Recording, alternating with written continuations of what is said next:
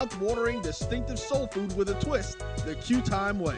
1120 Ralph David Abernathy Boulevard, or call your order in at 404-758-2881. Do you miss your mama's cooking?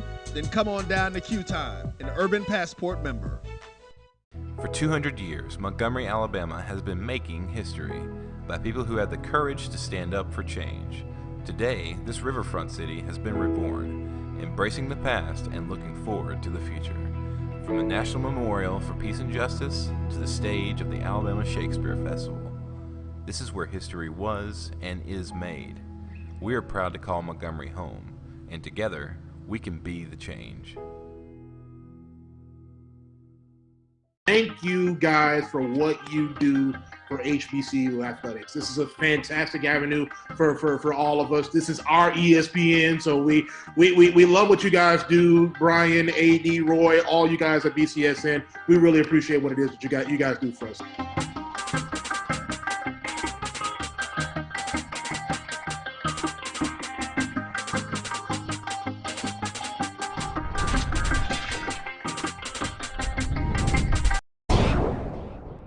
Follow the Black College Sports Network and all of our shows on YouTube. You can find us at MyJBN Online and on all social media at MyBCSN1. Now, you can live in Texas and not have a good red meat blend. Texas Cowboy Dust is designed for steak and other red meats. It's out to be my most popular spice blend, made with onions, peppers, ground mushrooms, pink salt, and other spices. Texas Cowboy Dust also goes great with chicken, pork, vegetables, and adds a restaurant quality sheen to gravies and sauces.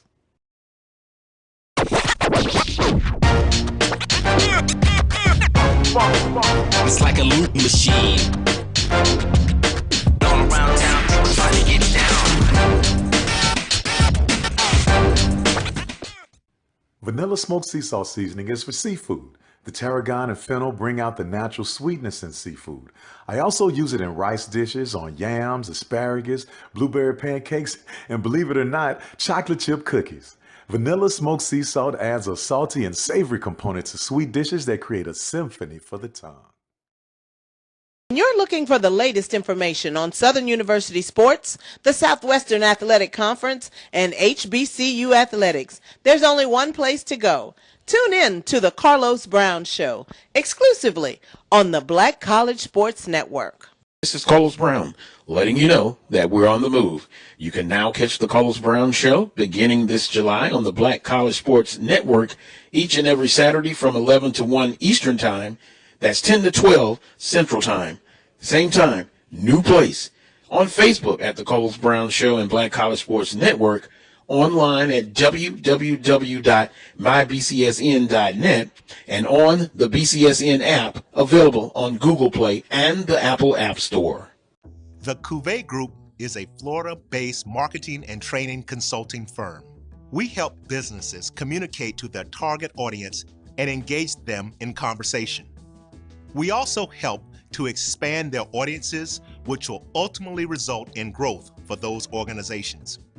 In addition to being a certified constant contact specialist, my colleagues and I are also certified in John Maxwell Leadership Principles. We use these proven principles to conduct workshops, training, and private coaching sessions for individuals and companies looking to take things to the next level. Contact us to schedule a free consultation. Issues today, don't delay, call Cuvée. Have you had your Earth Blend coffee today? At Earth Blend Coffee, we take pride in offering you the very best of beans across the world, blended and roasted to perfection, giving you superior quality and satisfying and flavorful taste. Experience the world in one cup with Earth Blend Coffee.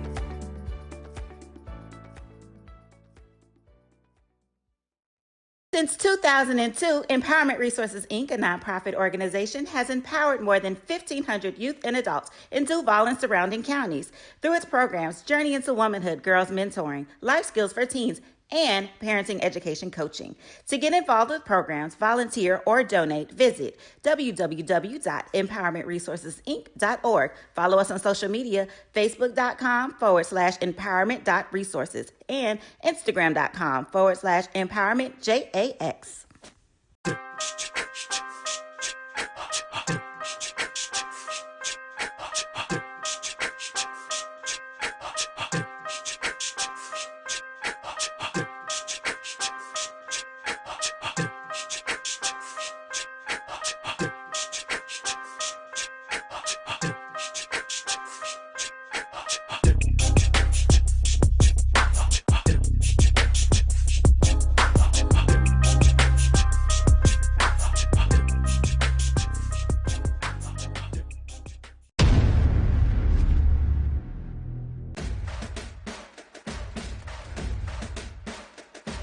HBCU League Pass. Watch your favorite black colleges. Some of the best players in the land. HBCU League Pass. It's game time. I'm proud and I love my HBCU. HBCU League Pass. Watch your favorite black colleges. Some of the best players in the land. HBCU League Pass. It's game time. I'm proud.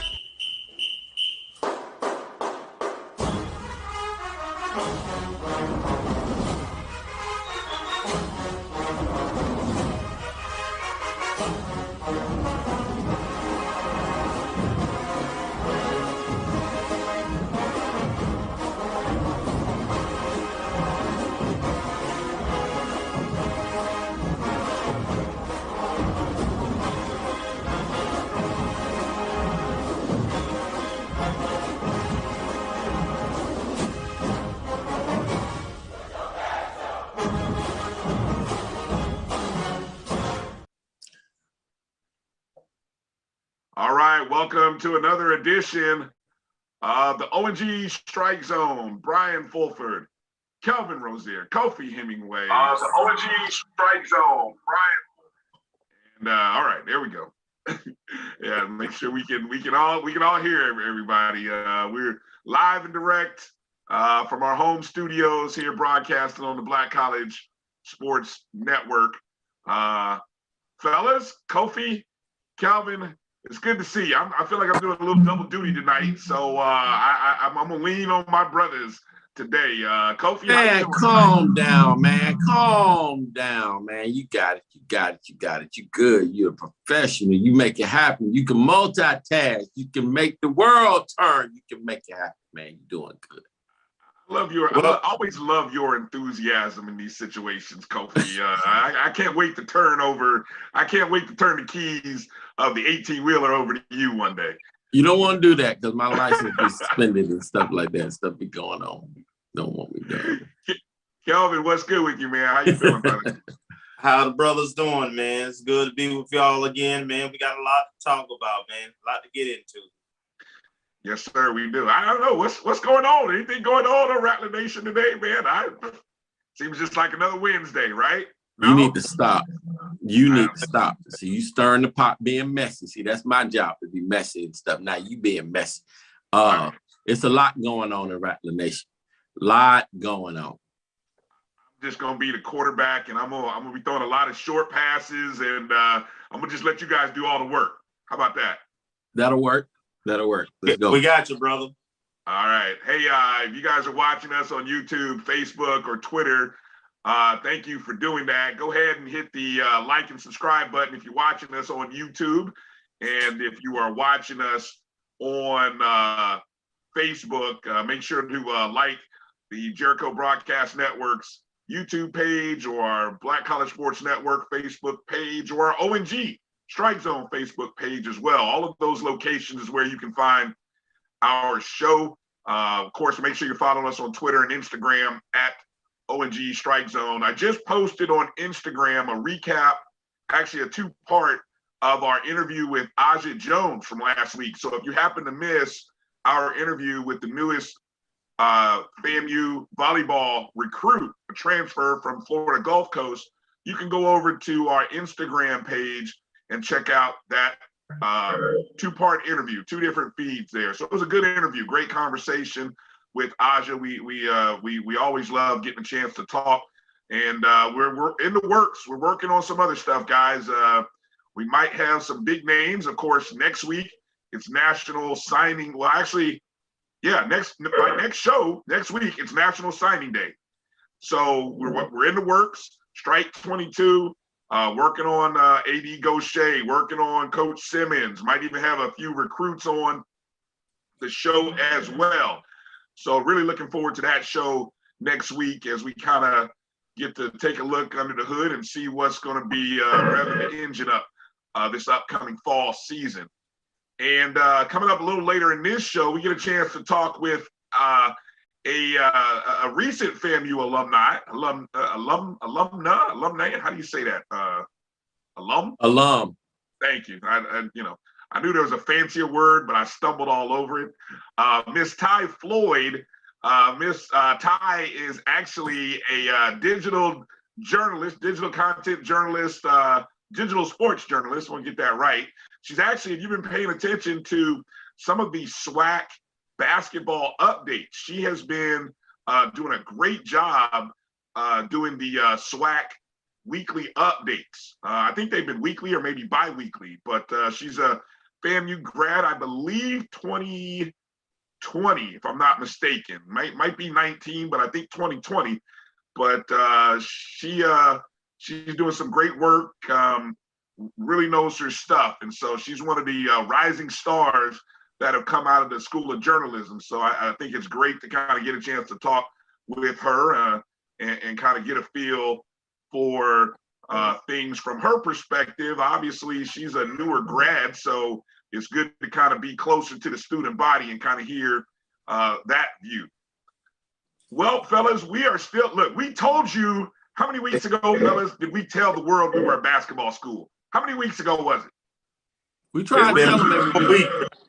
Yeah, we told America FAMU's a basketball school, and Coach McCullum and the boys have backed us up as the Rattlers are now winners of 5 consecutive games after a great weekend in the Lawson Center. I'm going to first off give a shout out to the crowds.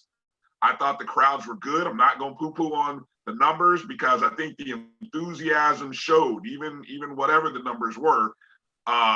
We had a great crowd Saturday for the come from behind victory against Alcorn State. FAMU won 70-68. And then, of course, we took down that school from Mississippi. Not going to say their name, but those Tigers, we tamed the Tigers, 67-64 to win our 5th consecutive game. I'm going to start with you, Kofi. Brag a little bit about our basketball program. We are a basketball school now. Well, we can seal the deal once we win the championship. I believe I was trying to convince you in terms of what our ceiling was, and you were kind of in doubt. So now do you see what I was talking about, sir? Yes, sir. Yes, sir. As always, you seem to be prophetic when you speak, so I will do a little better job of listening. No worries. So also, did you see in the Alcorn game, did you see our team press at the end of the game and see what happened? Yes, I saw that too. Yes, you're right. Yes. Turned the game around. We ended up winning. So, hey, I like I said, I think, confidence helps your team to go to that next level. And so our team is building confidence. They have not peaked. The good thing is we have not peaked yet. We're not playing the best basketball that we can play. And so there's still room for a ton of growth. And by the time the tournament comes around, I think we'll be in really, really, really good shape. So I'm looking forward to what the rest of the season is going to bring. We've got a couple of tough games this weekend in Alabama versus Alabama A&M and Alabama State on the road. Those will not be easy, but they're winnable games. We just have to play our game and play well, and hopefully our Rattler Nation friends and family in the Atlanta area, in the Birmingham area, in the Huntsville and Montgomery area will come out and support the team. Well said. That win on Saturday night, or I guess Saturday afternoon, an outstanding come from behind. That was a game in which Alcorn pretty much led that game for what? For 30, 38 minutes, 39 minutes and several seconds. As they really kind of collapsed a little bit under, as you said, a little bit of pressure. But, you know, they just missed a few shots, but we slowly reeled them in. They had a lead. Alcorn had a lead by about as much as 12 at one point with about 3 minutes to go, I believe. And FAMU closed on a 15-2 run in that final 3 minutes. Outstanding job, and closed it off with a Johnny Brown three-pointer, 6'9" forward, 210-pound junior. I forgot exactly where Johnny's from. Looking it up right now.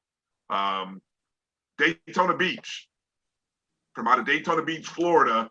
Big time shot. I mean, you know, you expected MJ to get the ball, but Johnny, with confidence in the world, stroked that shot from the top of the key to give FAMU the lead, and we ended up winning that ball game. And that was a game which, look, put us right there in the second place hunt, because Alcorn was sitting tied for first coming into that contest. Kelvin, you were there. Unfortunately, I had some things to deal with, and so I wasn't able to see you there or see you and Kofi there, but you guys took some great photos, by the way. What's your takeaway from what you've seen from the men this weekend? Saturday was just big because Alcorn was the next biggest test we have on our schedule conference-wise outside of the Southern game. So I wanted to see how we matched up with them.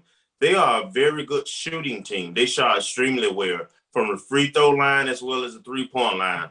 And it's not just one player. They had about 3 players that really can play. And even though they're not the longest team, they're a very athletic team, quick leapers. And I thought from the eye test, they were the best team I've seen that we've faced in the SWAC. They were better than Southern. And they led the game most of the game. We played decent, not great most of that game also, though. But we kept hanging around. We kept staying in the fight. And with about somewhere around the 7-minute mark, 2 things happened. We had a player to foul out, DJ Jones, and which caused our other bigs to play more minutes. And from an offensive standpoint, sometimes they're a little bit more versatile. We talked about Johnny Brown. If you had watched him when we were on our road trip, you knew that he was a 3-point threat and have confidence. So he would be ready for a moment should it arrive. And then the other thing happened was that they started to slow the game down, trying to run the clock. And our defensive intensity picked up. And we really caused them to try a couple of tough shots. And we rebounded the ball. In those last 5 minutes, we shot the ball the best we ever shot the whole game, right? I only remember maybe 1 or 2 missed the whole time. That's including that free throw line. We got hot. They started turning the ball over, as Kobe mentioned. And what I thought we would do, you got all our players was pretty much back now. So we had the depth. We had more guards, more people in the rotation. I think they were in a little bit better basketball shape also. So the crowd got into it, man, once we got that thing on the 8. And pressure bust pipes. They choked, man. They have to say it. We played well. Now, we caused legitimate the turnovers and everything and made the plays. But man, they got tight, man. They got real tight. Yeah. And the place was so loud. I want to say, and the thing was, we had our recruits there. We had about 6 or 7 football recruits there, including Christian Miller, the 4-star Georgia area, and there's video of some of them reacting as the crowd get cranked up for that game and cheering on. The atmosphere was electric. I have to say, the student section, the 100, man, y'all doing your thing, man. Y'all keep that up, man, because it's a beautiful thing. Hey, did any of you guys see the video? If you go and see the video, obviously the golf team celebrated by getting their rings at halftime. In the video, after the three, or maybe before, it's when the crowd was at their peak and everyone's swag surfing. You can see in the front row, you see Coach Rice. You see Coach Rice in there with his guys, like on the front row in the student section, exactly, swag surfing. And I'm like, there's our golf coach. Shout out to Coach Rice, swag surfing with the students in like the first or second row, man. I don't know if anybody picked that up, but I saw that, and that just warmed my heart, man. I'd love to see that. I'll tell you, I've been impressed. One of my biggest things about our early non-conference was we weren't shooting the ball very well. Again, in this winning streak, maybe outside of the Mississippi Valley State from behind the arc, we've shot well over 35% from the three. In that game Saturday, we shot in total 9 of 17 from behind the three-point line, 4 of 5 in that second half, 52.9%. And if you guys remember, I told you the difference maker that I thought right now between a lot of teams with experience and teams that were losing was, can you make shots from deep? And so we weren't making them then, but now we seem to be hitting them. You brought up Johnny Brown. He was 2 of 3. MJ only shot and hit 1. Keith Littles was 2 for 2.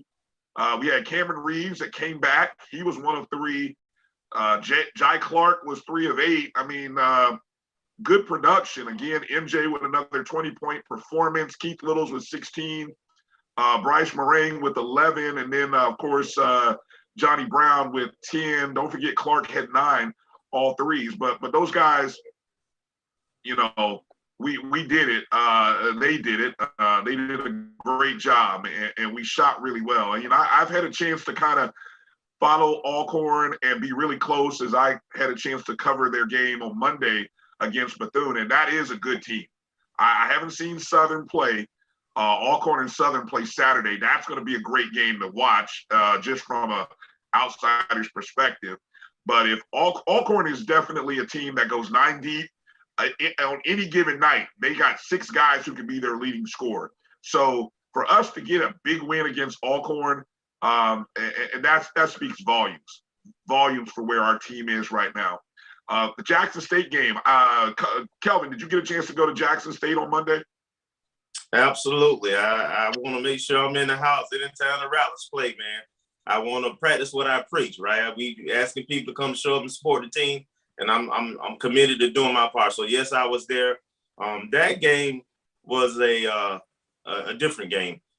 I'm wondering if we were a little tired, maybe, since we had some guys that had been out, and we spent so much energy Saturday with that comeback, because that game was a battle of attrition. We led mostly the whole game, pretty much, but we struggled a lot, right? Free throw shooting specifically, man. It was really, really bad, man.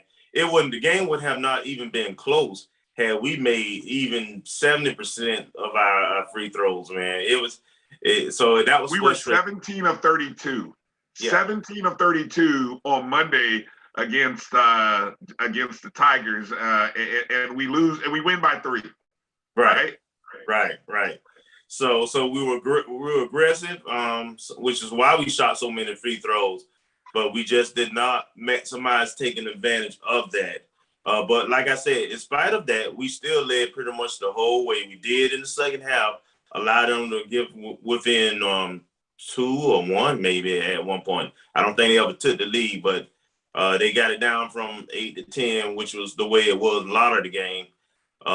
Late to, it was a battle, but we did make the defensive plays we had to make, and we made free throws. The 7 we made, I think 5 of them was down the stretch. Yeah, largest lead of the ball game was 11 for the Rattlers. Keith Littles led the scoring with 18. I think that's the first time in probably several games that MJ was not the leading scorer. MJ Randolph was not the leading scorer.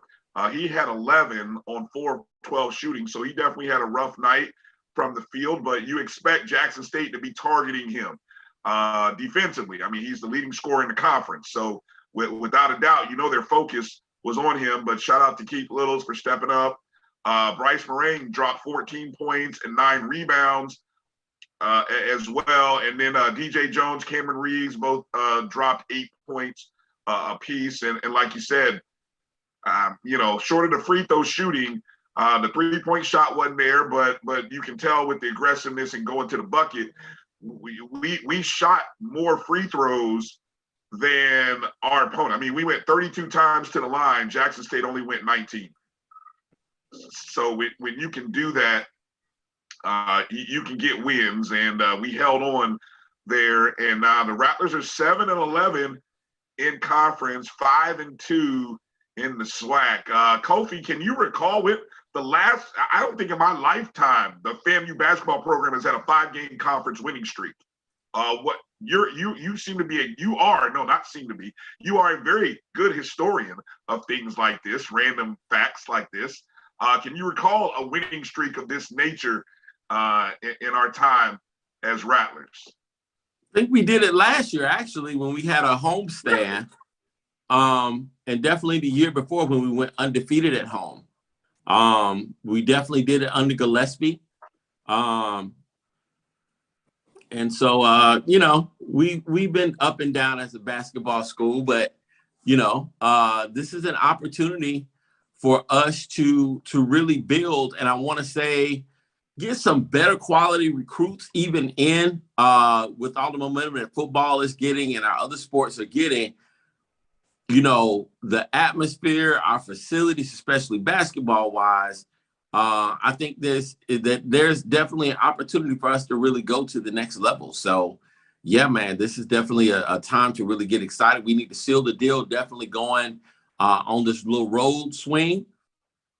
And if we can finish strong, when does Cookman come? That's the last game of the season.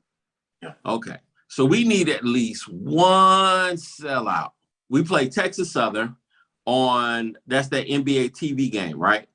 Correct.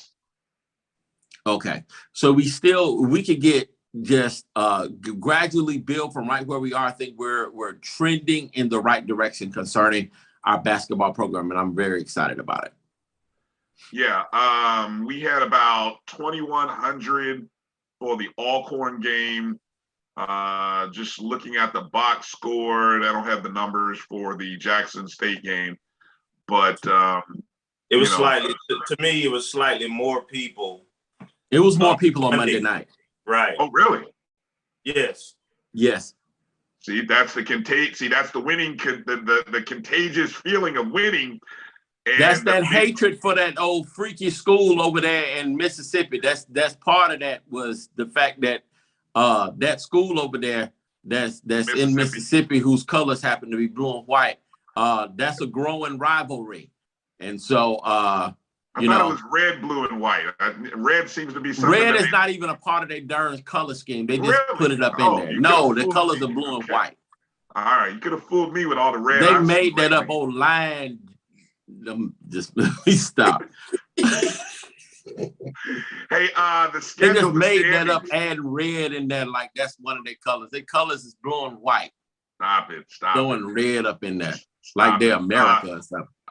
The standings for the men, FAMU sits in a tie for second, one game behind Southern. Southern sitting in first place in the conference with 6-1. FAMU has the best winning streak right now, 5 games. We sit tied for second at 5-2 with Grambling and Alcorn. Obviously, we beat both teams, so that puts us primarily in the number 2 spot on the tiebreaker side. Texas Southern sitting at 5-3. They played one more game than all of everybody else in front of them. And then behind them, you got Prairie View even at 4-4. And then a host of teams under 500 led by Bethune-Cookman, including this weekend's opponents, Alabama A&M and Alabama State. So Monday was kind of one of those separation days in the conference because you had 7 teams that were all within one game of second place. They were either at second or one game out of it. So, this weekend, again, big weekend for FAMU. 2 winnable ball games, but they are on the road.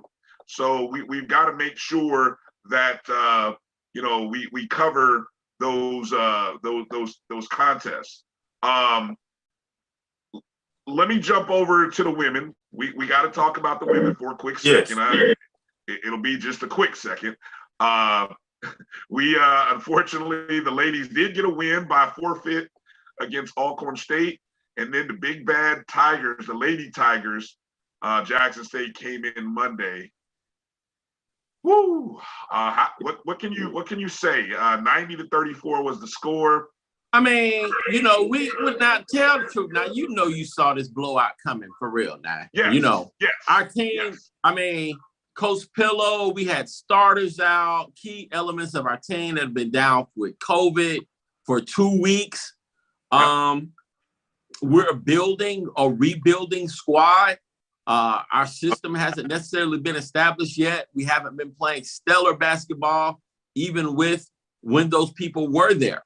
So, but we were improving. Let me be clear. We were improving, but, we need all hands on deck when you play a team that has been this consistent like Jackson State. I mean, they literally have 2 All-Americans that are coming back from even the COVID thing. So these girls can play. They're a good team. And, we're not there yet, but I do see the blueprints. I see the fingerprints for future success. We just need to stay the course. We need to encourage these girls. We need to do a bang-up job recruiting in this offseason. And I think it's there for the taking. I think that, we have a history and a tradition of having a very solid women's program at Florida A&M University. And our teams have in the past competed at a high level. So although this is a new beginning, this is a slow beginning, this is a small beginning, I'm encouraged that we're going to be at a championship level sooner than later. Go ahead, Kelvin. Your thoughts there quickly. Got about a minute. We don't have much depth. We don't have much size. And we turn the ball over at a high rate. Jackson State is very big. I think they 6'3", 6'4", down low. They're very deep. And so, and they've beaten everybody in the SWAC by double figures. Oh, yeah. They haven't had a close game. So you don't want to see that kind of beat down, to be honest. But, it shows us how far we got to go and what the competition is, what the cream look like right now. So, yes. We'll just continue to compete and the rest of the season. Then we just got to get some more horses. That team may not lose in conference play or the tournament. I mean, that. What you mean, maybe? Unless somebody get hurt. Well, yeah. I can call that right now. Exactly. Right. Hey, I do want to say, though, for a lot of people out there who are like, oh, man, losing by 50 or 60, it's embarrassing. And we, whatever you want to complain, those who want to complain about Coach Pillow, all I'll say is that's just the second time this season that we've lost by more than 30 points. So to paint a broad stroke and say they aren't in these contests and aren't competitive is false. We ran up against a juggernaut, the best team probably in Black College Division I women's basketball. And they were feeling it. And we were coming off of not being healthy, probably not even maybe practice time as a full unit.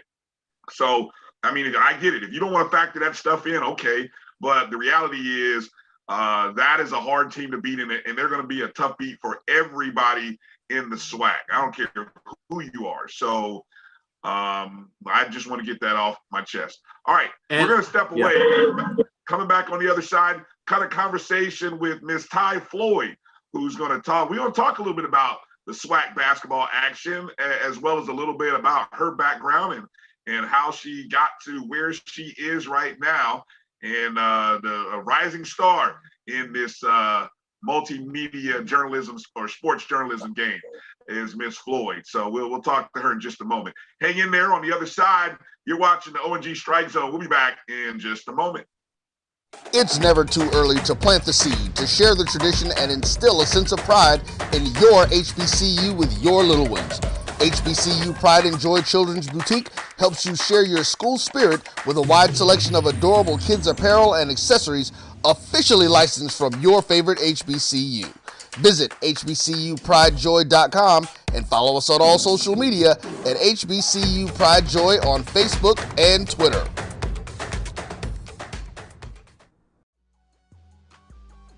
This is the Dean of the College of HBCU Sports, Kenyatta Cavill of Dr. Cavill's Inside the HBCU Sports Lab with Mike Washington and Charles Bishop. Come mix it up in the lab where the course lecture is in session every Tuesday from 6 o'clock p.m. Central Standard Time on Facebook Live, YouTube Spreaker, or the BCSN app, as we discuss all things about the HBCU sports culture, including exploring the week that was in the sporting HBCU diaspora, as well as the upcoming week of HBCU sports.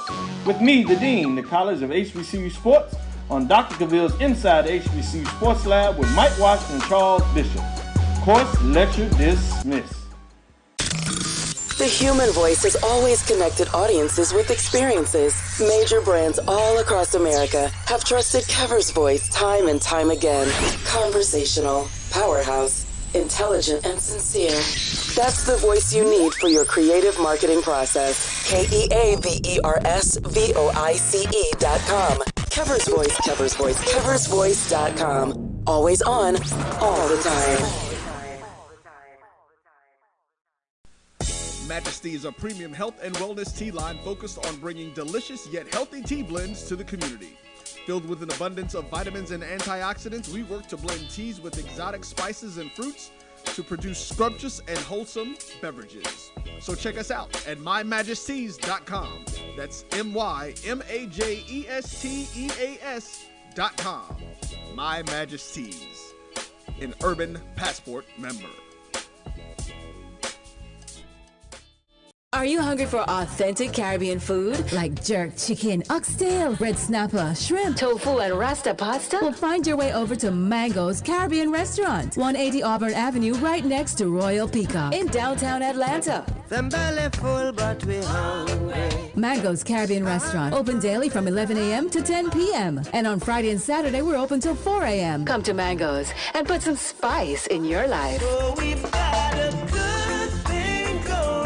Mango's Caribbean Restaurant, 180 Auburn Avenue, right next to Royal Peacock in downtown Atlanta. For more info or directions, call 404-698-3992 or log on to mangoscaribbeanrestaurant.com. For instant coupons, text MANGOS to 313131. Tell your mama hungry, papa hungry, brother hungry. Mango's Caribbean Restaurant, authentic Caribbean cuisines.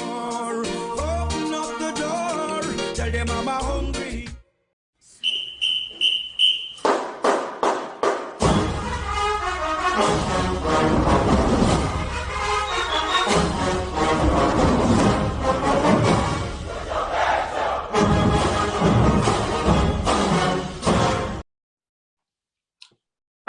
All right, welcome back to the O&G Strike Zone. Brian Fulford, Kelvin Rozier, Kofi Hemingway. It's our pleasure to have on one of our fellow Rattlers, Ms. Thai Floyd, who, if you guys have been paying attention recently, Thai has been dropping some great digital nuggets out on social media, covering SWAC hoops.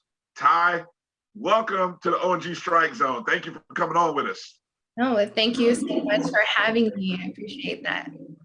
So I first found and introduced myself to Thai back in 2019, covering that season. She was still a student at FAMU in the J School program. So Thai, why don't you let people know a little bit about your background, and, you know, obviously coming through the J School, and just how you found your way to FAMU. Well, I love telling this story because I grew up in an area that is a predominantly white area, and I used to always go across town. If you're from Orlando, I used to hang out at Jones and Evans High School, which were the schools that, are predominantly Black. And I really enjoyed, just hanging out with them. And I knew that I wanted to go to a school that would teach me about myself, that would teach me, just about the culture and where I could be immersed in it. I figured I have my whole entire life to be a minority. I would love to go to a school where I could be a part of the majority.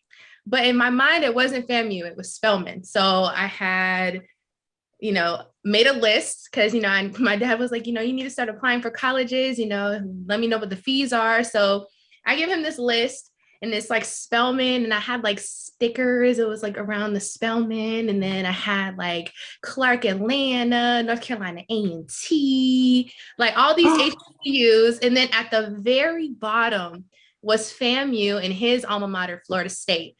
And I get this letter, it's back on the refrigerator. It's like, no, explicative no. Yes. And the two yeses were FAMU or Florida State. And I was like, I'm not going to Florida State just because my dad is, he actually got inducted into the Hall of Fame when I was in college, but he'd been working for Florida State for a very long time. And I was like, you know what, now I would rather go to FAMU. My mama went to FAMU, and she has a very similar story of my granddaddy saying she couldn't go to Spelman. So it's so funny, but I ended up going to FAMU, and it's the biggest blessing that has ever happened to me. I am a Rattler through and through. As far as the J school goes, I knew I wanted to be involved in sports. I was a hooper, but I knew I wasn't going pro, and I didn't want to go somewhere far off and to go to school. So I was like, I'm either going to be a sports doctor or I'm going to be a sports journalist. And it just kind of really fell into place for me. I realized that this is what I was supposed to do. And so going to J school really molded me into the woman I am today. And then in sports, it always motivated me because when you walk into the Convergence area where it has all of our student medias, there's a picture of Pam on the wall. And so I saw her every day, every single day, walked past it, looked. And then as it got into my senior year, Tiffany became a distinguished alumni member. So yeah, that's how I got into J school. Have you had a chance to have a conversation with Tiffany or Pam? And I mean, obviously you see them on the wall and you see them on TV, but it's a whole different thing when you get a chance to either be working near them, next to them, or just have a conversation. Have you had that opportunity yet? Yes, actually, even before I moved in to the village, the Polkinghorn Village is what it's called now, but before I even moved in, Pam came because they were unveiling a hall in the journalism school for her. And she had like a discussion with us. And she really dropped gems in that discussion. And I thought that it was very important for me to hear, especially before I started within the journalism school, because she got me prepared for what would come. Throughout my underclassmen years, freshman and sophomore, she came back and she held boot camps. Now, Pam's first beat was agriculture because she says when she was getting hired, they saw the Florida agricultural. So they were like, okay, yeah, you can have this agricultural beat. And so with that being said, when we did the boot camps, she didn't allow us to do sports stories. The thing about Pam is she's at her core a journalist, not a sports reporter, not a sports broadcaster. She's a journalist. She has a real love for journalism. So we weren't even allowed to do sports stories. I did 2 of her boot camps. And then with Tiffany, our bond to me is very special because when I was in high school, Tiffany worked down in Orlando for what was Bright House Sports. And she interviewed me. And it came full circle because I got to interview her. So it was just such a cool thing. Nice. Kelvin, go ahead. Now, I think I recall seeing you around athletics when you were a student. Did you get a chance to work with Vaughn and or with the FAMU and some of the sports athletes? And if so, talk about that experience.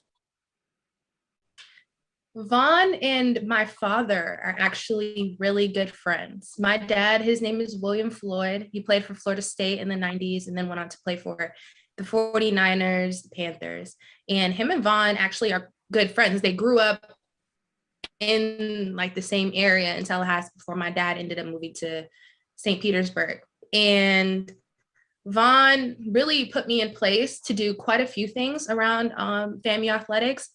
But initially, I was more, I love Florida State. I want to cover Florida State, you know, like it's my name's like, you know, I wanted to be there. And as time kind of went on, I was like, that's not where I'm supposed to be. You know, if that's where I was supposed to be, God would have directed my steps there, but he didn't. So you need to be where you're at, where you're supposed to be.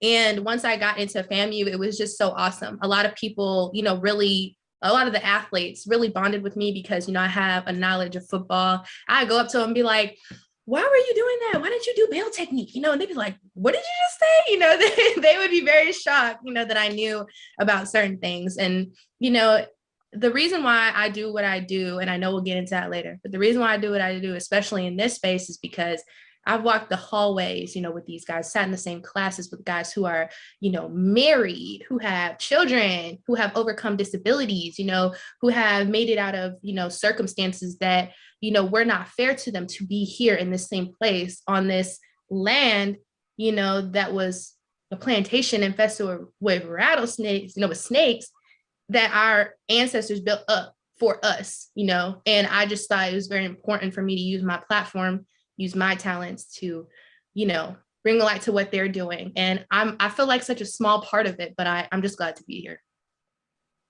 Nice. Well said. Well said. Kofi. Awesome. It's a joy to hear you communicate. Tell me about your favorite Rattler athletic moments. What are your top 3 FAMU athletic moments? Okay, so we have to take it to Southern 2019. I had just gotten over a stomach bug and I was so grateful. I was like, yes, thank you. I was like, God, please, you know, please get me over this. I promise. Like, I please, please, please. So I got there, and, you know, the thing about both of my parents is that they've always invested in the dream. They've always invested in me, in us, you know, my siblings as well. And back when I was an underclassman, there was some kind of issue where I couldn't check out a camera. And I was so devastated because there was an event I really wanted to cover. You know, you kind of got to earn your stripes, you know, it is what it is. And so not even a week later, my dad came out for the next Florida State game. He took me to Best Buy. He was like, get everything you need. Get everything you would need to do your own stuff.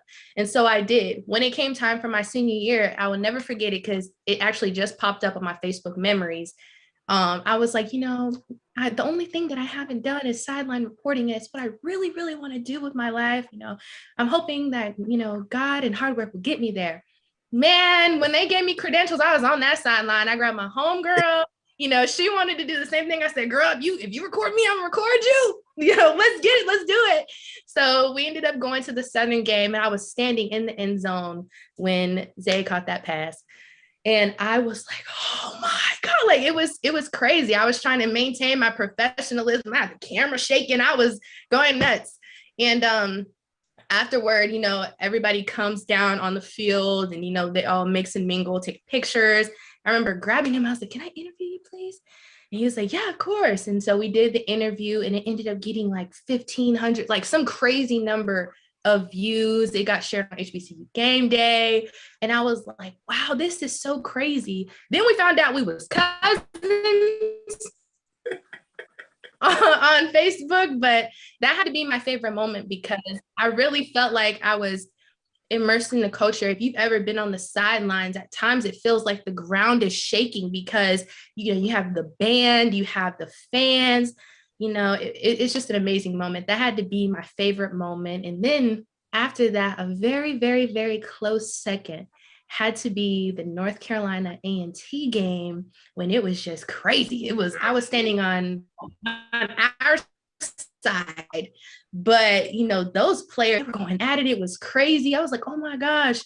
This guy was like, you know, like he looked dead at me and he was like, get this on camera because when we come back out here, we on y'all. Like, he didn't say it that friendly, but he was like, yeah, we on that. Came out. And so when he walked back in the locker room, I was like, I got it on camera. So that Eddie, come on through. Listen, I'm a rattler. He better recognize I got it on camera, like you said. That's had to be my favorite moments for sure. Yeah. Wait. Brian, hold on. Wait. All right. So she said she was on the sideline, right? So I have to ask if she's a part of that distraction committee with Thick 36 in them. I am weak. No. No.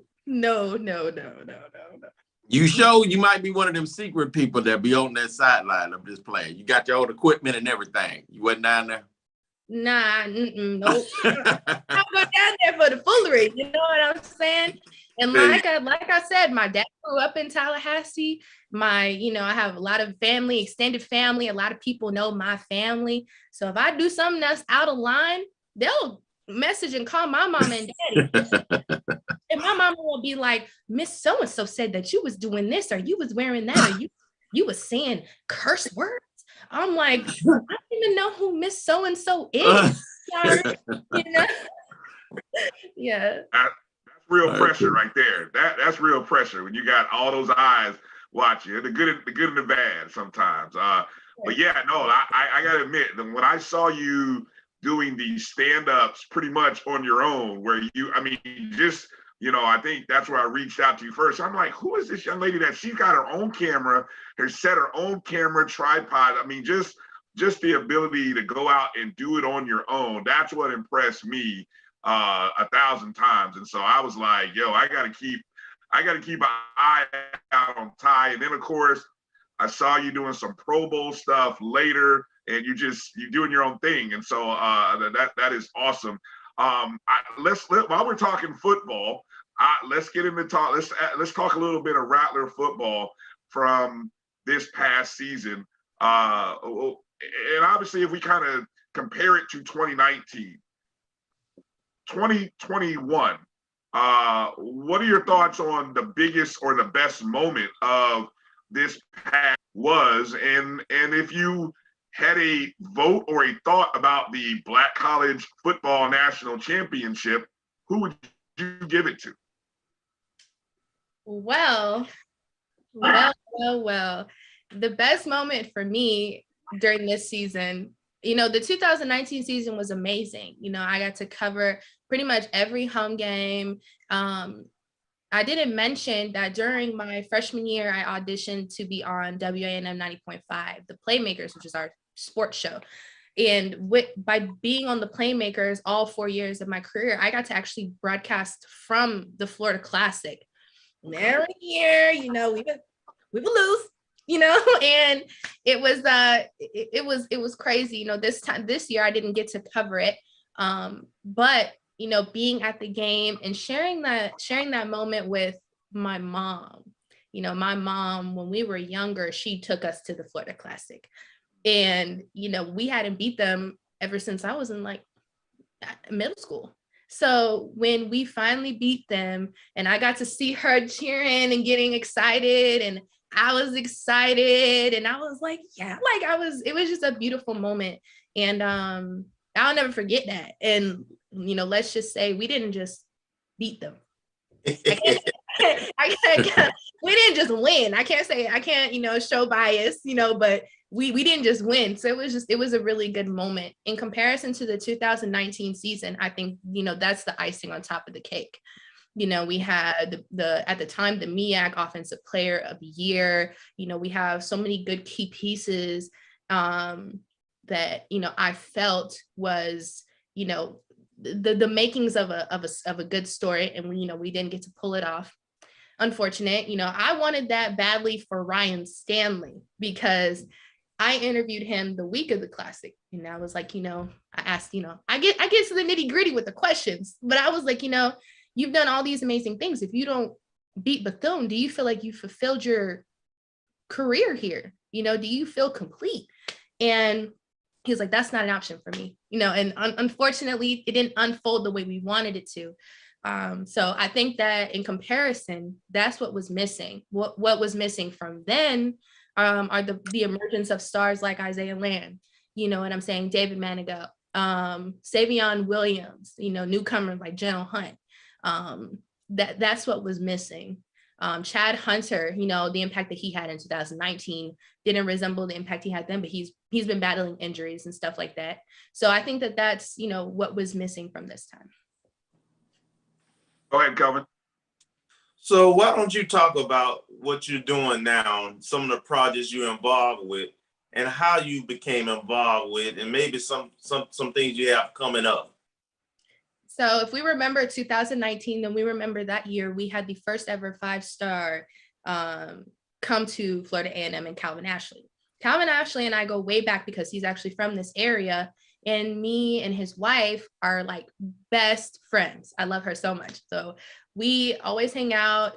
I wanted to surprise her that weekend and go, or this weekend that last year, and go to the Alabama A&M versus FAMU game. Now, a few weeks before this, I've been doing, just little updates on my own college football. But it was weird how everything happened. The calling that was just kind of placed on my heart and in my mind, like, you need to be doing more HBCU coverage. You have a nice platform. You have a lot of HBCU players on here. You have a good network. This is what you need to be doing. You feel so strongly about telling people stories. And while I'm trying to, battle, in the DM, like, of these Power 5 guys, like, hey, will you do an interview with me? Like, hi. They're like, girl, who you work for? Like, they don't even acknowledge me. So I start asking these HBCU guys, and they're like, yes, I would love to. There's so many things I would love to talk about. You know what I'm saying? So a few weeks before I go to Huntsville, I interview Anthony Howard. Now, if you know SWAC football, you know Anthony Howard, because he likes to run his mouth. He likes to talk a lot of trash. I mean, there's like a video of him. He's like, y'all was scared of us. I'll say your name. Oh, corn. Like, he just goes off. He's crazy. And I interviewed him. I got to know about him, and I just love doing that, like the HBCU mini docs. So I started doing that. When I was going to Huntsville, I actually, went on the SWAC website to look up, just times and stuff like that, ticket information. And I noticed that there weren't a lot, of videos and stuff like that. And I was like, dang, with all the attention the SWAC is getting, I wish there was more. And, I didn't realize at the time, the SWAC office is pretty small. There's a number of people who wear so many different hats. And, unfortunately, being HBCUs, we don't have a lot of, the stuff that, what I'm saying, larger schools have. I looked on mastheads, of certain schools, and, the ACC, for example, they have 2 to 3 people per position plus interns, you know what I'm saying? So I was like, I'm unemployed, right now at the moment. Let me see if I can help them. And I was like, I know that it says these, this position, like these positions are for, students or grad students, but I just would love to be impactful. I would love to help where I can, and Andrew, who I report to, he was so kind. He was like, yes, like, let's do it. So we, in football, it was very hectic at the time I came in in October. I've done some writing projects, which has been nice. And now I'm doing like basketball updates, player of the week. We have a lot of good things cooking up that I can't really say just yet, but I would like to say, stay tuned on the SWAC and, SWAC.org and their developments, and also stay tuned on me. Okay, awesome. Well said. Kofi. Yeah, so with the basketball team and everything that you have going in regards to that, what would you say are the moments or the things that you're looking forward to the most, especially with the 2 teams that we have right now? Well, I'm looking forward to seeing what MJ Randolph continues to do. He is such a star. When I was in school, it was Des Williams who was the star, and who would do, so many, great things. There was a coaching change when I was still in school, and then, Coach McCollum came in. He really helped develop these guys, develop the program. I think what he's been able to do is amazing.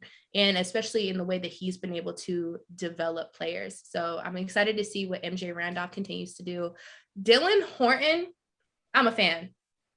I'm a true fan. She is amazing. She was a SWAC Player of the Week last week. And I mean, her statistics are crazy. She's an all-around player. And I'm really excited to see what those two just continue to do as we, continue into conference play. With that being said, there are other players within the conference who really do, the intangibles and again, are very well-rounded when it comes to statistics, when it comes down to, scoring, all that. Dariana Lewis, she is an all-around player, and she's at Alabama A&M. There's another young man. He plays for Prairie View A&M.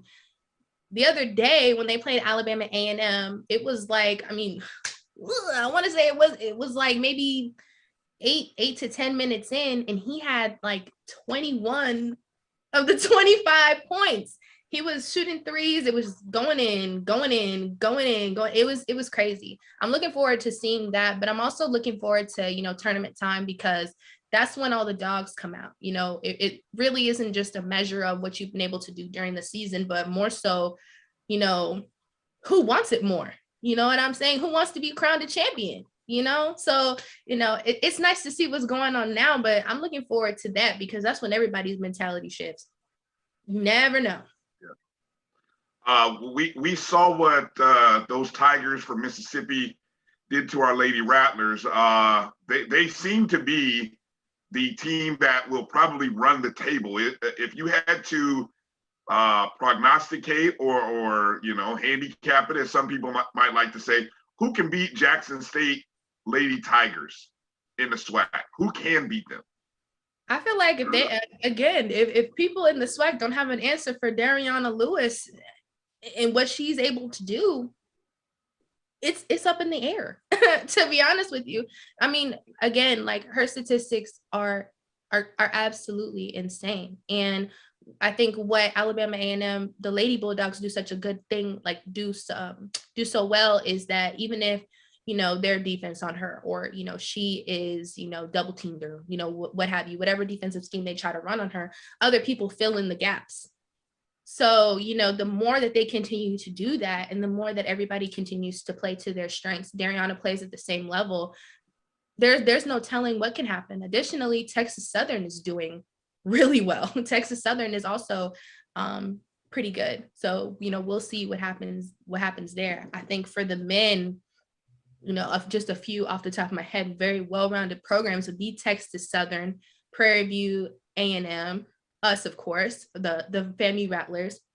For the women, I would say don't sleep on Southern, don't sleep on Alabama A&M, and don't sleep on the Texas Southern women's team, in addition to, Jackson State and all those. And also on the men's side, Southern. What's the, before we let you go, what's the big game this week? Maybe give us a little preview. What's the big game on the men and women's side that people need to pay attention to this weekend? Okay. I would say, to be honest, I say follow the Rattlers this week. That's what I would say. I'm going to say follow the Rattlers this week. If he plays on Alabama A&M side of the, I'm talking about Alabama A&M versus Florida A&M. On Alabama A&M side, they have Jalen Johnson, and then they also have EJ Williams. EJ Williams, he's been dealing with some injuries, but I mean, he's 6'10". He's 6'10". And there's a lot of things that he's able to do. I've been watching, quite a few games, of course, that are streamed or broadcast. And, some of the amazing things that he's been able to do is, he's really good at passing, and again, he's 6'10", so there's not really much you can do. So we'll see what, kind of defensive scheme that the Rattlers have if he does play. And then, for the women, it's going to be, our player of the week last week and our player of the week, this week, Dariana Lewis Dylan Horn. So we'll see what kind of matchup that is. You know, they're two different positions, but pretty sure we'll see them matched up at some point. Well said. Well said. Thai Floyd, we thank you. Look, one thing I like is that, you know, you seem to be someone who appreciates history. And so I know working in that SWAC office with all the years of history that is in that SWAC building, I know you are probably having a field day. I mean, just with your mind is probably racing with all of the ideas that you probably have. So we're looking forward to seeing what kind of content you turn out over the next weeks and months. And, you know, we appreciate you representing always. It's good to see a Rattler. And it's got to be good to talk about FAMU at the top of those standings. Yes, there it is. There it is. There it is. Ty, let people know where they can find you on social media and when your updates usually air. So we do Player of the Week. We'll be doing that either on Thursdays or Fridays. We always update the scores now. We used to do 2 videos of scores, one after the Saturday games, one after the Monday games. We decided to combine them into one, again, making room for more projects. And then we have you know, some writing stuff that'll come out as well. I also have things that are coming out on my own page. Like if you go there right now, it's on Instagram and on Twitter. It's Thai Floyd. And if you go on there, you'll see an interview with Antoine Owens of Jackson State. You'll see an interview with Shador Sanders, as well as, you know, older content that I've done, like Terrell Owens, Jaden Woodby, Cam McDonald, Khalid Kareem, who is actually in the championship right now with the Bengals. So you'll see a lot of cool stuff, but you can find me there, Thai Floyd. And I just want to say thank you so much for having me. It's such a blessing. I really want to be in HBCU athletics. I feel that I could be impactful here. So just to have this platform and share it with you guys is something I'm very grateful for. So thank you. Well, like I said, I've been a big fan since I first discovered, not that I discovered you, but since I stumbled upon you in 2019. You got to be very Gordy. Yeah, be quiet, Kofi. So I'm a big fan of your work. So anytime I can, you know, promote and tell people about what you're doing, I will do it. And it's good to see a Rattler representing out there. So thank you again. Make sure you guys go follow Ty, and make sure you're following the SWAC and checking out those SWAC updates. All right. When we come back, we got some football news to talk about. Something dropped today that's got everybody buzzing. I don't know what it is, but it's something big that dropped today. So we're gonna talk about it. It's got Tallahassee buzzing. Rattler Nation is buzzing right now. So, all right, we're gonna take a break, step away. Thanks again, Ty. You're watching the O&G StrikeZone. We'll be back in just a moment. Shop Velvet Online Women's Boutique to spice up your closet with trendy, unique looks. We have fashionable and chic looks at very affordable prices. Velvet Boutique offers free shipping all year long on all orders. Shop online at www.melvetboutique.com. That's www.melvetboutique.com. Like us on Facebook and follow us on Instagram. Shop Velvet Online Women's Boutique. I'm attorney Clinton Paris, and Tampa's my community. I grew up here, went to school here, and my wife and I make our home here.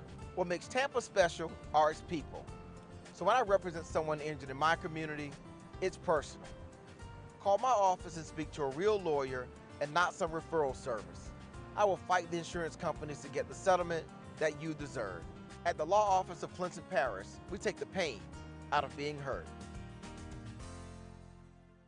This is Brian Fulford. AD Drew and I are co-hosts of the BCSN Sports Wrap. We talk about all things related to HBCU athletics. From the games, teams, coaches, and fan interest stories, we cover it all. You can find our shows on Facebook at BCSN Sports Wrap, YouTube at MyJBN Online, and everywhere you listen to podcasts like Anchor, Spotify, Google, and Apple Podcasts. You can also find the show on the Jericho Broadcast Network's app. Make sure to download. We look forward to you joining the conversation and being a part of the show. Sugar Chateau Desserts is a specialty bakery located in the Charlotte, North Carolina metro area. We will create delicious and one-of-a-kind treats for any occasion. Sugar Chateau is currently shipping cakes in a jar, offering a variety of different flavors in a single-serve container that can help you celebrate in accordance with social distancing. Place your orders today by calling 803-526-7895 or visiting sugarchateaudesserts.com. At Hampton Law, our primary goal is to provide non-traditional yet effective solutions and redefine the approach to client legal concerns. As your trusted legal advisor, we believe in sophisticated, personalized services that eliminate the confusion and complexity sometimes associated with legal matters. Our high standard for client care and concern, coupled with our extensive legal knowledge and skills, make Hampton Law a resource focused on the protection of the client's interest and overall goals. We value our clients and truly enjoy working with them. Visit thamptonlaw.com to conveniently schedule an appointment online. Tamika Hampton Esquire, 1631 Rock Springs Road, Suite 336, Apopka, Florida, 407-494-1471. thamptonlaw.com. Let's face it, shopping for insurance can be time-consuming. That's why when it comes to your auto, home, and life insurance needs, make things simple and trust the experts at Allstate. They will help you get the coverage that fits your needs while helping you bundle your life, home, and auto policies. Bundling saves you money, sure, but it also saves you time, so you can enjoy the things that matter most even more. Contact me, Tammy Haynes, your local agent, for a free personalized insurance quote. Allstate, are you in good hands? True Black Essentials is a retail opportunity to bring Black businesses under one roof where every product on every shelf in every aisle will be Black owned and Black produced by people all over the world. Statistics show that the $1.3 trillion of spending power that we have as Black people can easily be turned into each Black person having $2 billion if we were to shop Black for 2 years. So True Black Essentials will launch an e-commerce store on November 1st, 2020, but we will open up brick and mortar stores in Atlanta, New Orleans, Charlotte, Houston, and Jacksonville, with the very first store opening in Atlanta, June 19, 2021.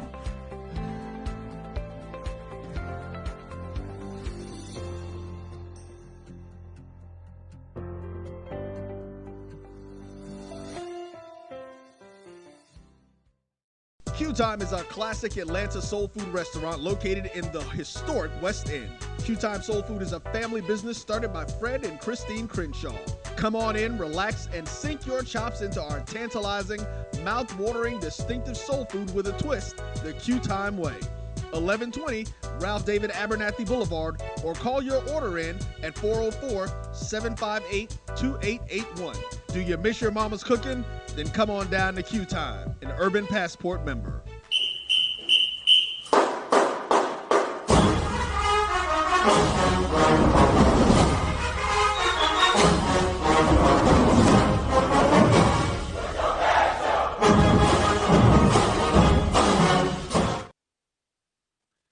All right, welcome back to the O&G StrikeZone. You thought it was over, but it's not. We got into some good discussion. We were so hyped that Ty was like, I got to sit in for the other segment as we get ready to talk about this other big nugget of news which dropped earlier today.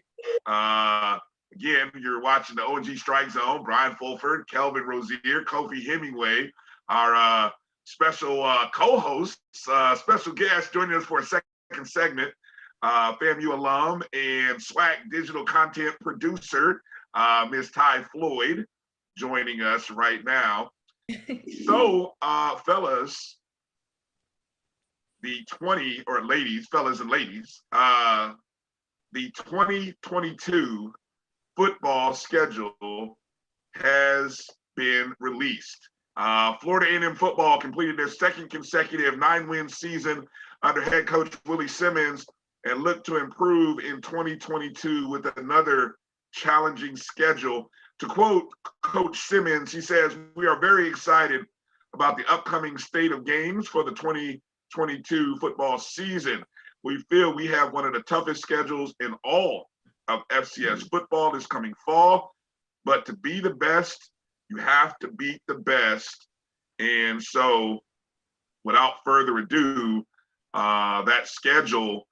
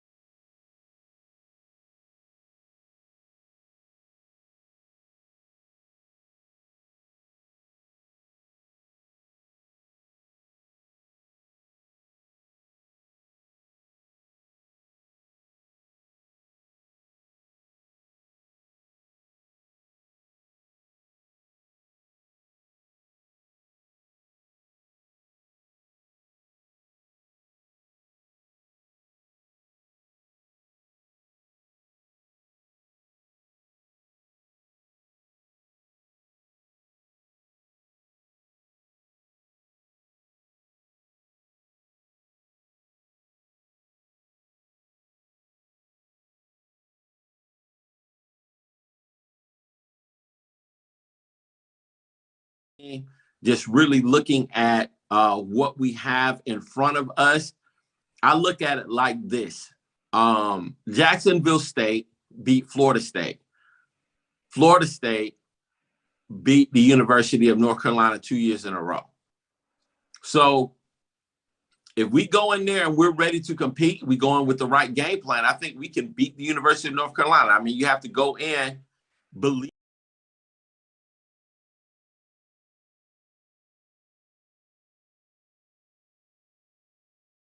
Problem, just for the record, it's not an issue, but we get good solid quarterback play, good upfront play, good trench play.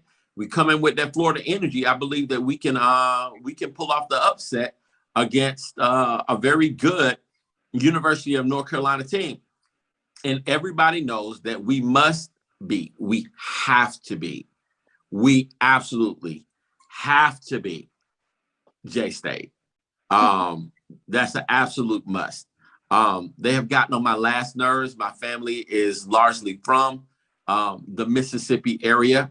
So I have a lot of history with the Jackson State University. So I have a song, I Hate J-State. I'll sing it at the appropriate time, but not right now.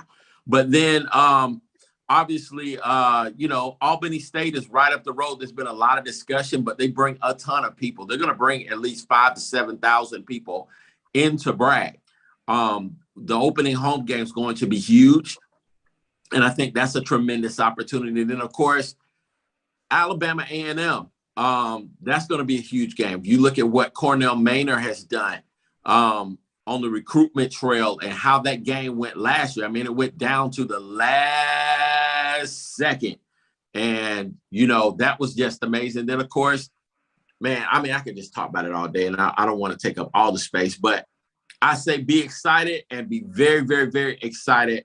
I'm, that game in Montgomery is right before the Classic. I mean, that's like Southern Alabama State and the Florida Classic. It's like 3 Classic games in a row. That's going to be huge, man. It's going to be crazy. Southern, Bama State, and Cookman. Those are like 3 of our biggest rivals closing out the season. So that's a lot of emotional energy to close out the season. Let me go over to our guest. Ty, you decided to stick in here with us. What's your take on this schedule that's just recently come out? Well, to add on to what Kofi said, I think that when you go in with the mentality of I can do this, and when you have the mentality of knowing what your job is, executing your roles and your tasks, doing the intangibles, and just going hard, I think that we can beat UNC. I think that we can do it. And I just feel like with our coaches, with their minds, how smart they are, I feel like it's something that's 100% feasible. So I think that's a win. I don't even want to discuss that. Jackson State, yes, Jackson State is a game that I feel like we have to win. There's been a lot of back and forth banter on Twitter. I don't know how deep y'all are into it, but at this point, I'm deep into it, Ty. I'm deep into it. It's time to beat you live in it. Yeah, you live in it for sure. You live in it for sure. But the banter, I mean, the back and forth, it's crazy. And it's something that, I mean, it can only be solved in September. Hey, I mean, that is what that is. Then we had the defending Celebration Bowl champs. So that'll be something interesting. The thing about FAMU, HBCUs in general, but especially the FAMU Lee, we are going to talk. We'll back it up, but we going to talk. You know what I'm saying? I remember when, SC State, they're riding high on winning the Celebration Bowl, but some of my classmates are over here like, well, remember when y'all came to brag? Okay. Preach, you know what I'm saying? Preach, let them know. You know what I'm saying? So I think that that's going to be a good game. I don't think that, they're going to forget that. Alabama A&M, again, going back to, what Coach Maynard has been able to do within the transfer portal, it's been crazy. Actually, one of my good friends, Carlos Becker, who DB at Florida State, is at Alabama A&M right now. And I think that, the impact that they have had or, within the transfer portal is going to be huge on the field. The issue that I have with the transfer portal, though, is that when you get guys that have maybe 1 to 2 years of eligibility left, how will they be able to gel and create that team chemistry, that team camaraderie? You know what I'm saying? And then how do the guys that have been in these positions who ultimately chose, HBCU or, chose that school first, how do they feel moving forward with new guys coming in and essentially, possibly taking the position that they've waited years for, you know what I'm saying? So we'll see how that translates. I think the biggest indication or the biggest answer to that question that I just asked is going to be Jackson State. I mean, how do they move forward without their key pieces? You know what I'm saying? James Houston is gone. Antoine Owens is gone. You know what I'm saying? So we'll have to see, what they have moving forward. I think that's something, just to hop off topic real quick and come right back. Alabama A&M and Jackson State, that's going to be a great game whenever, that respective schedule comes out. But again, like you said, Florida Classic, I think beating Bethune is the norm now. We'll have to see. I mean, I think, tables, one thing about them tables, right? They do turn. So we'll have to see what happens with that. Another game I'm excited for is Southern. It's always so good between us and Southern. But again, I think that this coaching staff has done an amazing job. You brought up the quarterback situation. I think this offseason is going to be key in his development, but more so really just continuing to establish his confidence from the Jackson State game, his confidence in the Bethune game, two completely different things. So I feel like the more they continue to work on him, develop him, Coach Black, Coach Simmons, I think that it's going to be a great season for these guys. That was a great question that you brought up, Ty, which we'll have to come back and talk about that a little bit later, just how the transfers coming in affect the chemistry, because I thought FAMU did a great job this past year, but I think that was helped because of the layoff in football. It'll be a little different going forward. Kelvin, your thoughts on the schedule? First take, first thought. What caught your eye? Man, you got me following that, man. She just nailed it. But so I'll do my best not to look too bad. But what I would tell you is that, one, I'm excited about this schedule. It's an awesome schedule. As you stated, all those things, 5 home games, 7 in the state of Florida. And then all of our road games are pretty accessible regionally from our for our fan base, right? Orangeburg, South Carolina is not that, Montgomery is up the road a few hours. So I'm very excited about that schedule. What I will say, and the other positive, is that we have a lot of talent returning, experienced talent. So we have the team to run this gauntlet.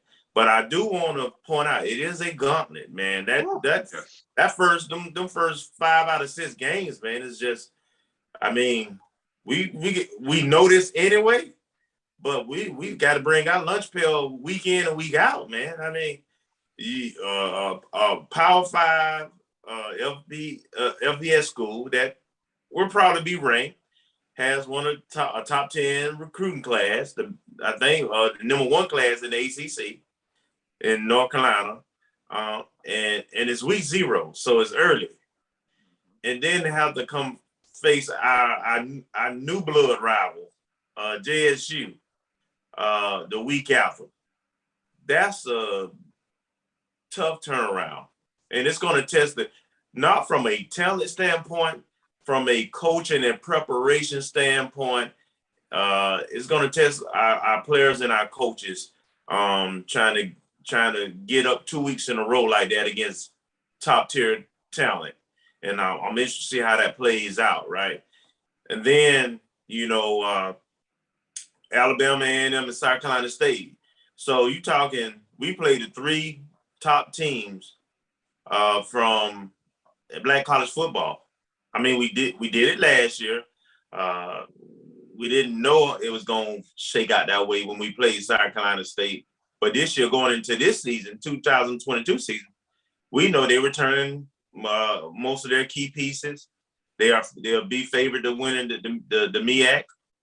And now that we put a good whooping on them, I'm sure they've got us marked on their calendar, right? Marked, circled.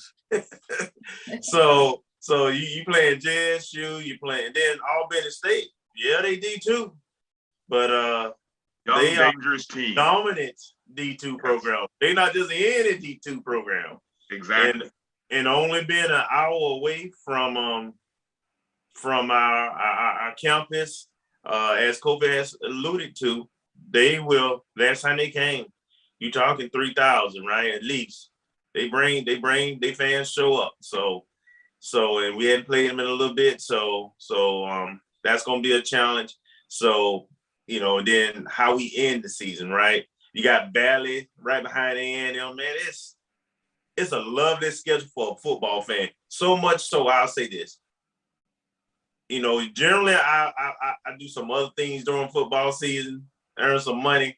I might give up that money because I want to make every game. I'm seriously considering that. So it's an awesome schedule. And one of the points that you brought up kind of in the break, Kelvin, is that these road trips, North Carolina, let me go through Miami, Orangeburg, South Carolina, Grambling, Louisiana, Montgomery, Alabama, that's all bus trips. Those are easily accessible in the SWAC. You don't have to go a long distance, and they're nice road trips into some historic places. I mean, I can't think of the last time, if ever, FAMU has traveled to Grambling, Louisiana to play in the historic pit, where the famed Eddie Robinson coached, and then one of the beautiful stadiums that Alabama State has right there in Montgomery, Alabama. So, and then, yes. I mean, going to Orangeburg is just a battle in itself every year that we have to go. I'm focused on those home games. I think that Alabama State is a tough trip or a tough contest because that team is young. I think they had like 6 or 7 shutouts this past year. Albany State. That's what I'm thinking of. And then, going to Alabama, A&M, Mississippi Valley, 3 home games in a row. I think those are all winnable. Although I'm curious to see what A&M brings to the table this year. Homecoming against UAPB. I'll be interested to see how many teams have UAPB on their homecoming schedule. What did I tell you guys about the homecoming at FAMU was so ridiculous that I feel bad for UAPB already. I mean, it's January. I feel bad for them already. They have no chance on that homecoming game. And then, of course, Southern at the end. Kofi, from a band perspective, lots of opportunities for the 100 to travel. What do you see from that perspective with this schedule? Well, obviously, the band going to UNC will be historic. There'll be a lot of expectation. It gives the 100 an opportunity to put on a show or get ready for Jackson State in Miami. That's going to be a bigger show with more eyes. The opening home game, I want to say Albany State has a pretty good band. So that's going to be interesting. Alabama A&M was the most boring band that I've ever seen in my entire life. I'm pretty sure they're going to be coming to brag. I would not. No, we don't want to steal. You're right. That was the worst band I've ever seen from the HBCU. Now, let me say, they sound good, but I was just sitting there like, OMG, like they are like not doing anything. Like this is, whoo, it wasn't painful to watch, but it was like, bro, like, dang, this is like slow motion. It was like watching paint dry. All right, so I'm not worried about why y'all got me on here. Well, y'all got me right here. Can we chill on the no SWAC bashing, no SWAC bashing while Ty is in the studio right now. I mean, he asked, Valley, obviously. All right. Now the Grambling game on the road is going to be a good one because their band wasn't able to come due to a death that they had. And I want to say that the Gramblingites are very, very excited about FAMU coming into the whole. Thank you. There are a couple of former FAMU employees that are on the Grambling athletic staff. They're very upset about Thick 36 and the distraction committee. They are very, very upset. I'm sure that they're looking forward to FAMU coming out there, and they want to see what Hugh Jackson and them are going to bring to the table. They've had an amazing recruiting class. That's going to be a great game. But band-wise, the Grambling FAMU game is going to be a big one. UAPB actually has a really good group. They are clean. They have a good sound. No band in the SWAC is going to outdance the 100, but they're going to put on a good show. And then, of course, Southern coming to brag. That's always big. FAMU, Alabama State, right before the Florida Classic. It's going to be interesting to see what the 100 comes up with because, again, you have Southern, you have Bama State, and you have Cookman. And really, all three of them have three different groups. And you can't bring the same exact show to the Florida Classic. So it's going to be interesting to see how the 100 navigates that whole those last three games as they prepare for the Florida Classic and hopefully a Celebration Bowl appearance.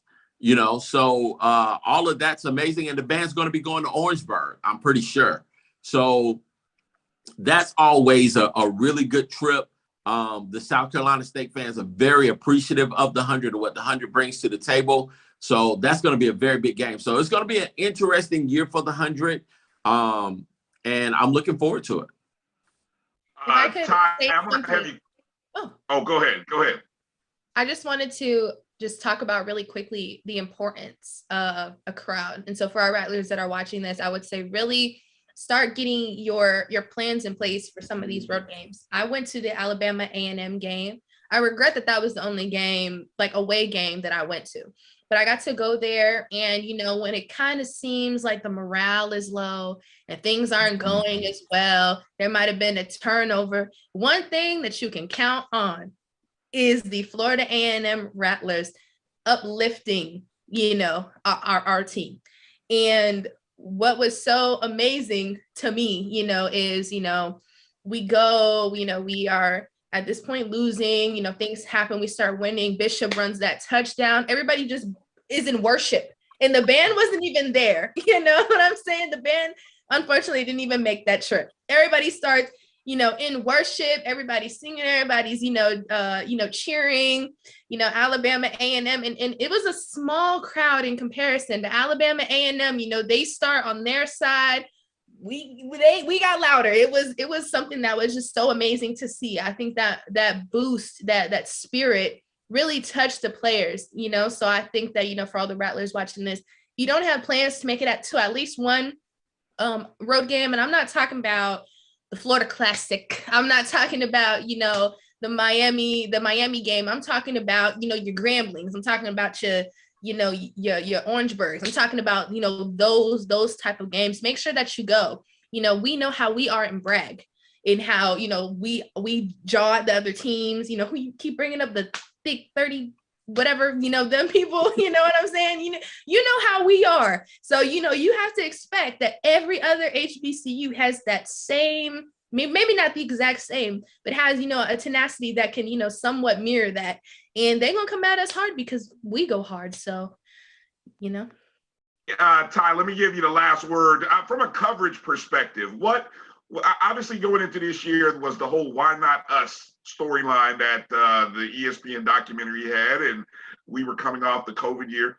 But when you look at this schedule and you think of this team, And you don't have to give away maybe something that you may have already be thinking about, but from a coverage perspective, what looks attractive?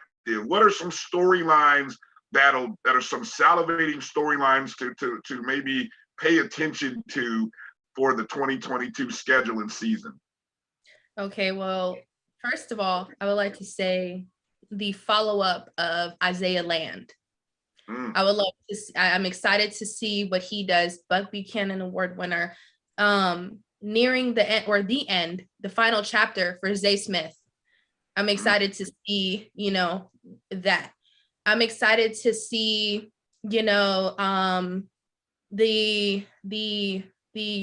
rise, of Rashawn McKay. I'm excited to see, the stories of our transfers, but the biggest story, is last year it was why not us. This year, with this schedule and with all the accolades and things that were accomplished last season, the storyline for this one has to be this is us. What? Stop it. Ty, stop it. Bam. She copyrighted it, folks. There we go. It's in public spaces. Thai Floyd just copyrighted it. This is us. Can I ask one question, Brian, before we break? Please.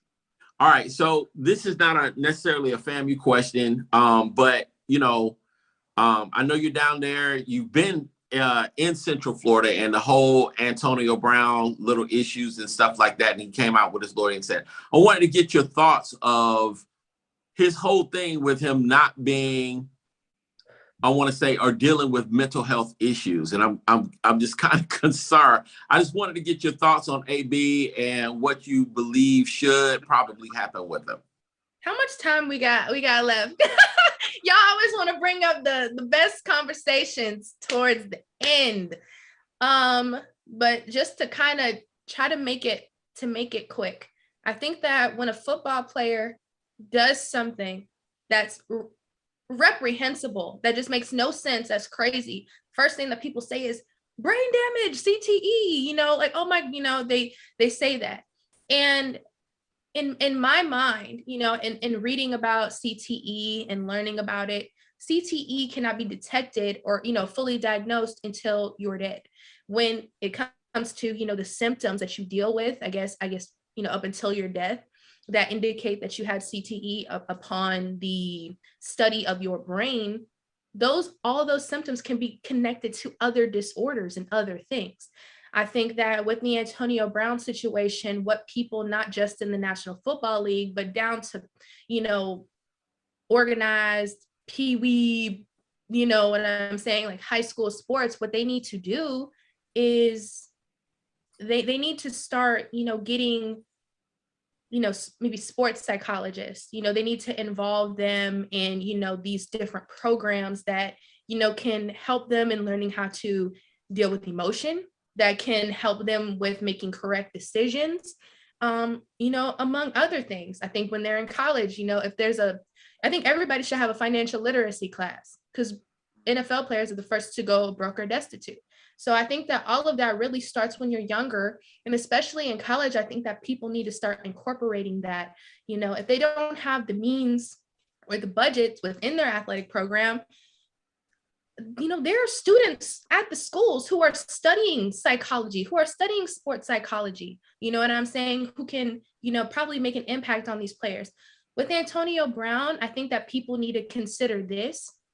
Is it the fact that he has, mental, issues or CTE? I'm not saying that he doesn't, but is it that, or is he just a person who doesn't know how to deal with, the things that are happening, who doesn't know how to convey emotions in a correct way? And once you consider that and exhaust all those options, then okay, maybe it is something going on up here. But that would be my whole thing about it is, I've seen, unfortunately, I know people who are going through this right now, who are going through, CTE with their dads and, or, with, the Alzheimer's and stuff like that. And it's sad, but I think that before we come to that conclusion, all options need to be exhausted. Yeah, I want to just close real quick with this. Just for me, mental health issues are quite real. And I just want the man to just get evaluated. I want somebody to just say, to certify. I want him to just volunteer and say, hey, all right, look, all right. Y'all say I'm this, yeah, blah, blah, blah. Get evaluated, bro.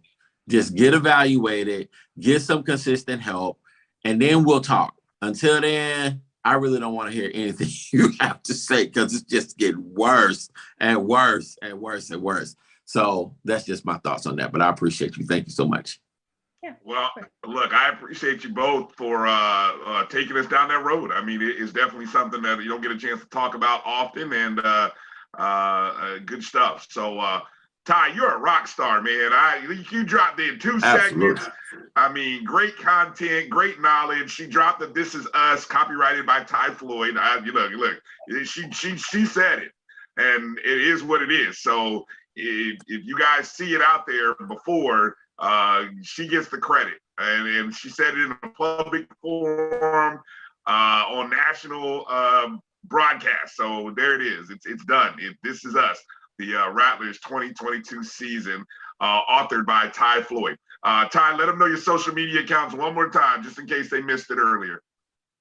Yes, of course. You can follow me on Twitter and on Instagram at Thai A Floyd. I would give y'all my Facebook, but some of y'all be cutting up, so let's just keep it on Instagram and Twitter. So my mama don't listen, because my mom and them gonna be on every post. So follow me.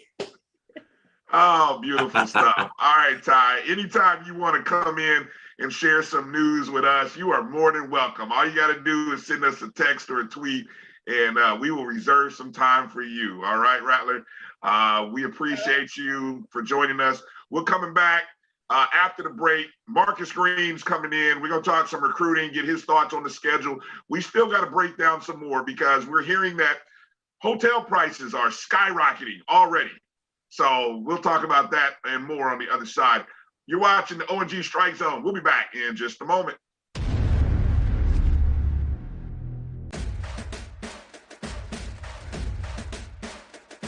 HBCU League Pass. Watch your favorite black colleges. Some of the best players in the land. HBCU League Pass. It's game time. I'm proud and I love my HBCU. HBCU League Pass. Watch your favorite black colleges. Some of the best players in the land. HBCU League Pass. It's game time. I'm proud and I love my HBCU.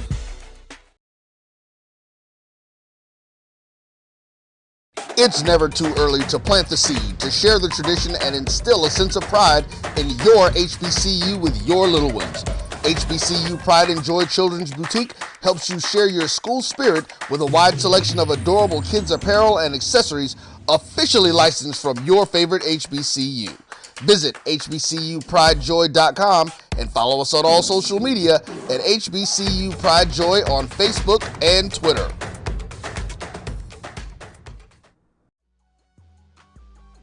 This is the Dean of the College of HBCU Sports, Kenyatta Cavill of Dr. Cavill's Inside the HBCU Sports Lab with Mike Washington and Charles Bishop. Come mix it up in the lab where the course lecture is in session every Tuesday from 6 o'clock p.m. Central Standard Time on Facebook Live, YouTube Spreaker, or the BCSN app, as we discuss all things about the HBCU sports culture, including exploring the week that was in the sporting HBCU diaspora, as well as the upcoming week of HBCU sports.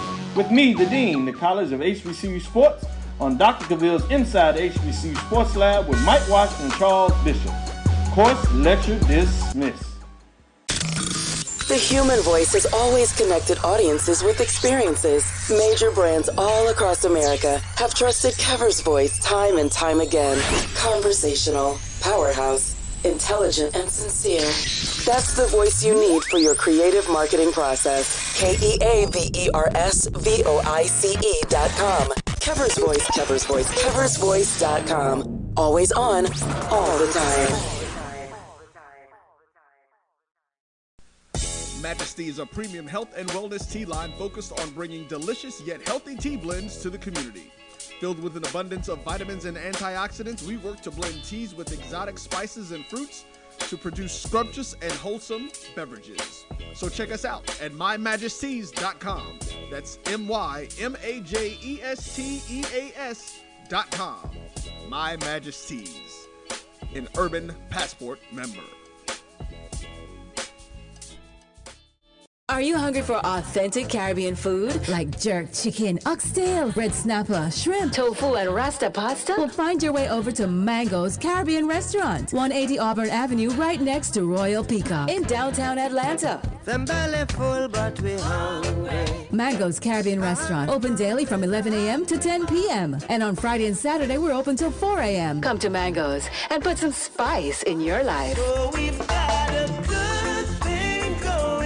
Mango's Caribbean Restaurant, 180 Auburn Avenue, right next to Royal Peacock in downtown Atlanta. For more info or directions, call 404-698-3992 or log on to mangoscaribbeanrestaurant.com. For instant coupons, text MANGOS to 313131. Tell your mama hungry, papa hungry, brother hungry. Mango's Caribbean Restaurant, authentic Caribbean cuisines. Open up the door, tell them mama hungry. Shop Velvet Online Women's Boutique to spice up your closet with trendy, unique looks. We have fashionable and chic looks at very affordable prices. Velvet Boutique offers free shipping all year long on all orders. Shop online at www.melvetboutique.com. That's www.melvetboutique.com. Like us on Facebook and follow us on Instagram. Shop Velvet Online Women's Boutique.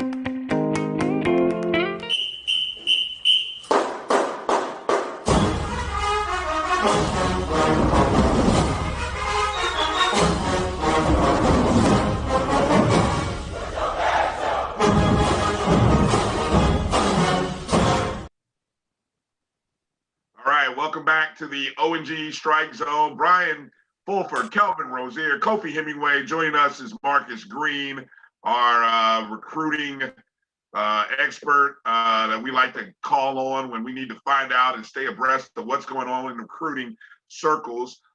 Make sure you are following us. Like and share this broadcast. You can also catch this show on the BCSN Pod Zone. So it comes in audio format after this show is over. Of course, it will always be available on YouTube.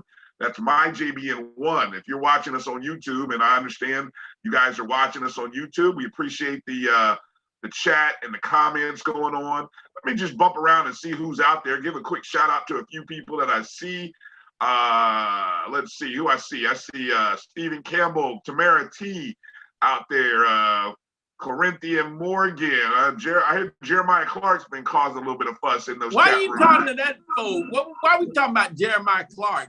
What we got to say about names. I'm just giving names. Them boys, Stephen. I just want to give a shout everybody but Jeremiah. We ain't studying no Jeremiah Clark. Did they have a Jeremiah Clark? What's up in the chat rooms? You guys jump on.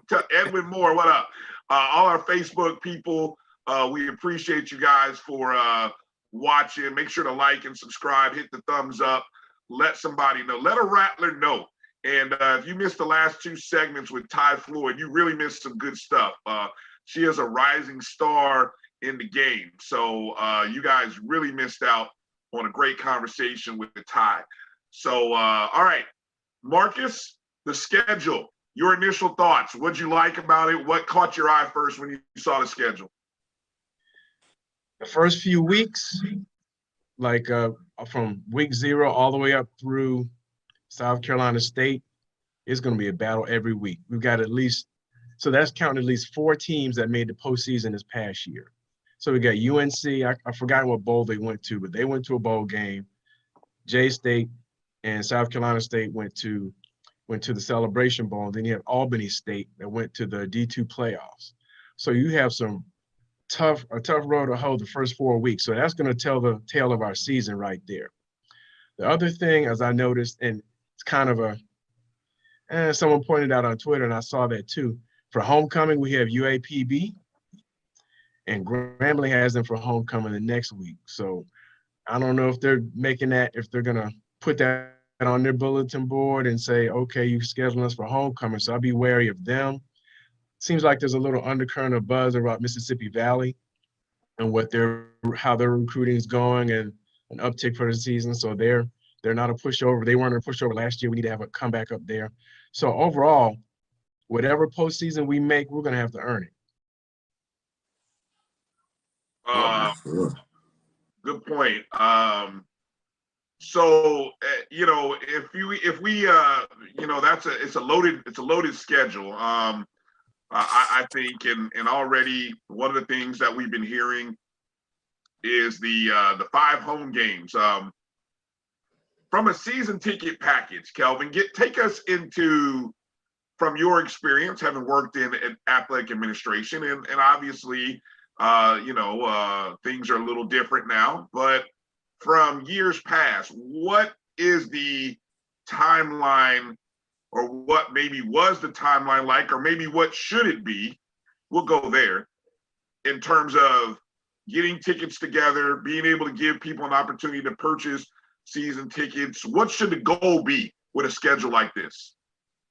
And do you include classics? Let me go there. I don't know if our season ticket packages ever include classics or not, but do you include the classics in any of them?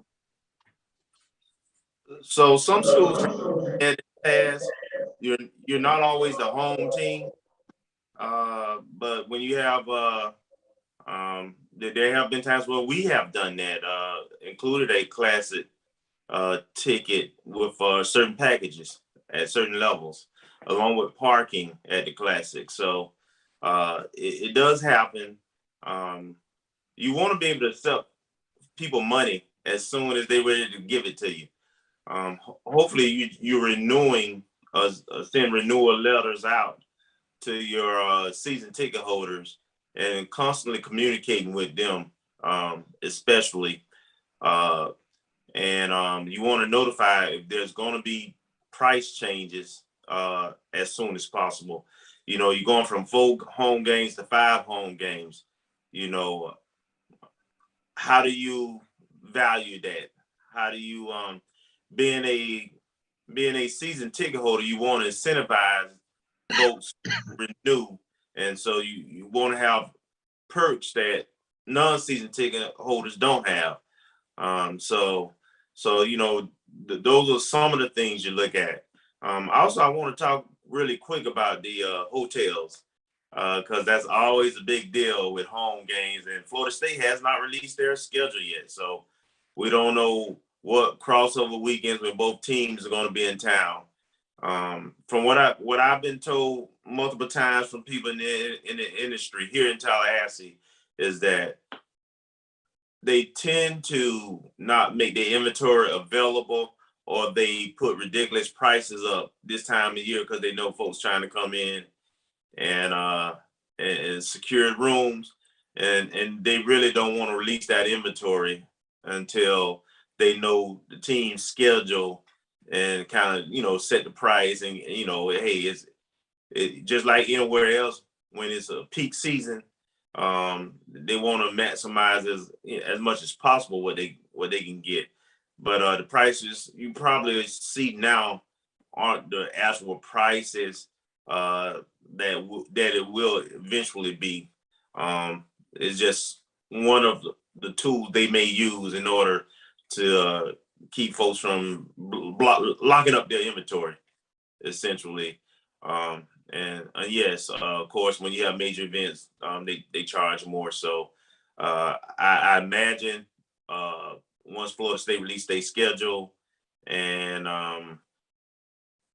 you'll see still high hotel prices, but they'll be more realistic hotel prices. And I'm pretty sure they'll go really quick to the inventory, go really fast, even though there's a lot of hotels that have opened up over the last 2 or 3 years here in Tallahassee. Football season is just, there's a lot of excitement with our team. There's a lot of excitement with the teams across the track. So that will continue to be a issue for us, and hopefully the university is working on something. I've heard some buzz in terms of a university-owned hotel.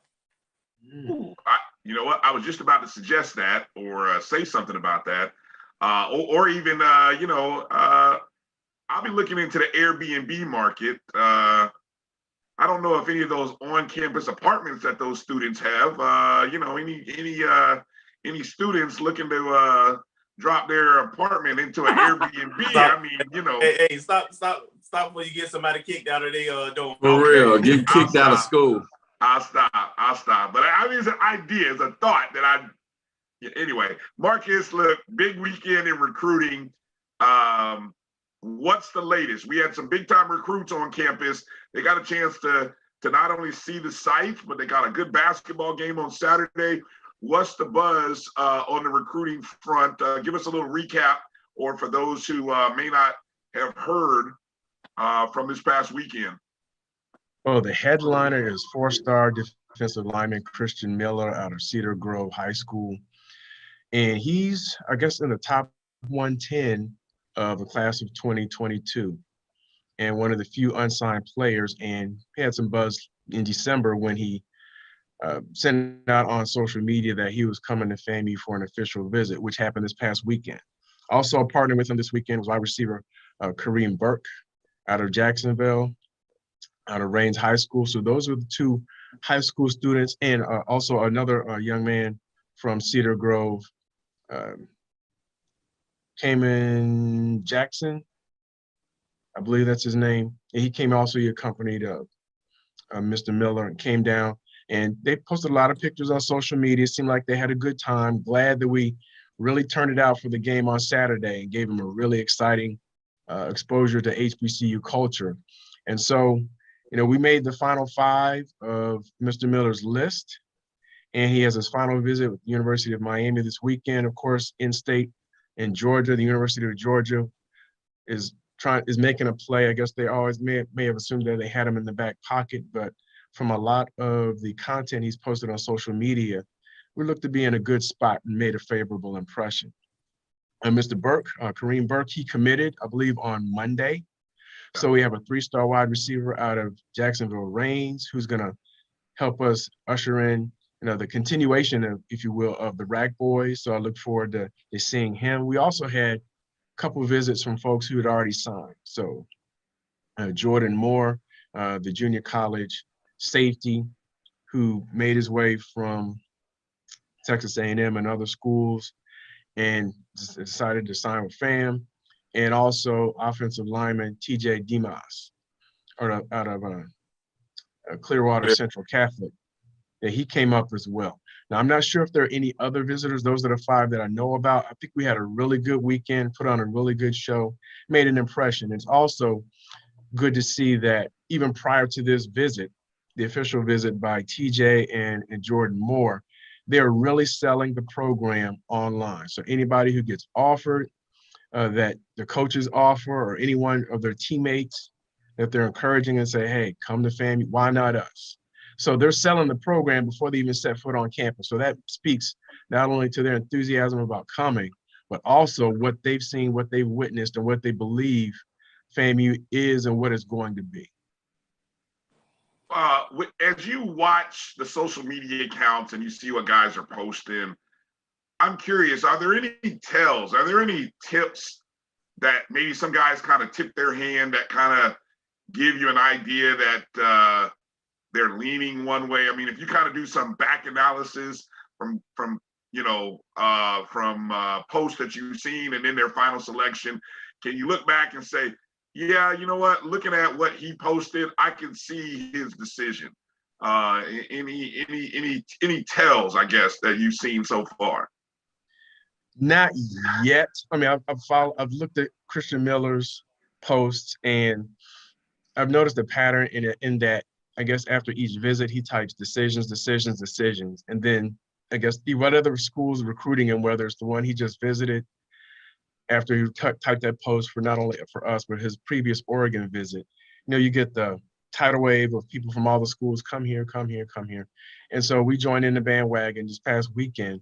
But I think also one notable thing of what Coach Simmons did today was that apparently, I think Christian Miller has either a desire or affinity to go into something in the performing arts or theater or something along those lines. So Coach Simmons, being the astute person that he is, has been sending tweets out showing notable FAMUans who are in the industry, whether they be a producer. That's what that was. Okay, I was wondering why he was tweeting those out. I didn't pick that up. Okay, good to know.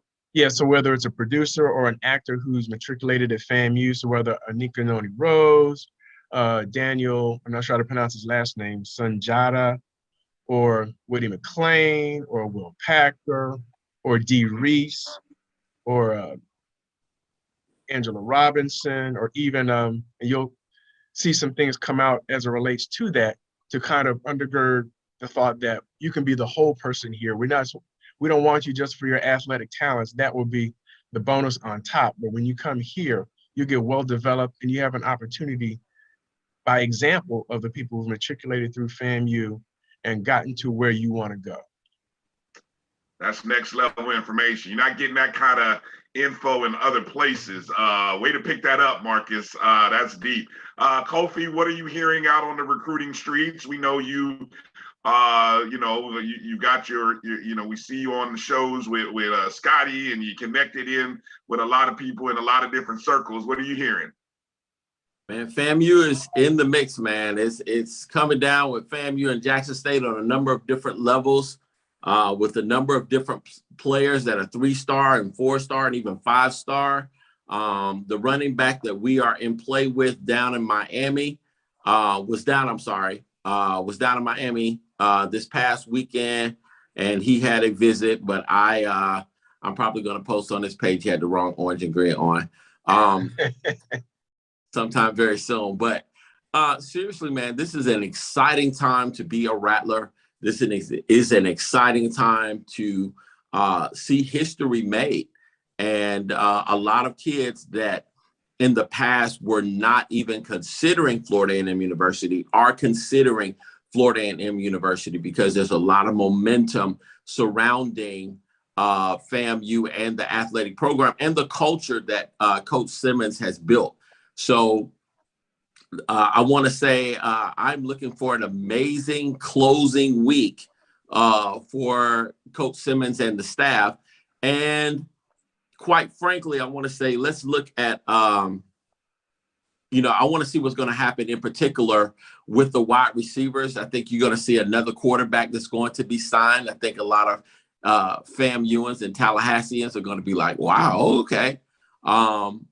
And I want to see another wide receiver. A lot of our wide receivers are, I want to say, they're fast, they're quick, but they don't really have a whole lot of size. So if we get the tight end guy from Clemson, or we get another wide receiver that is 6'4" and above, bro, that's going to bode well for what we're going to be able to do offensively.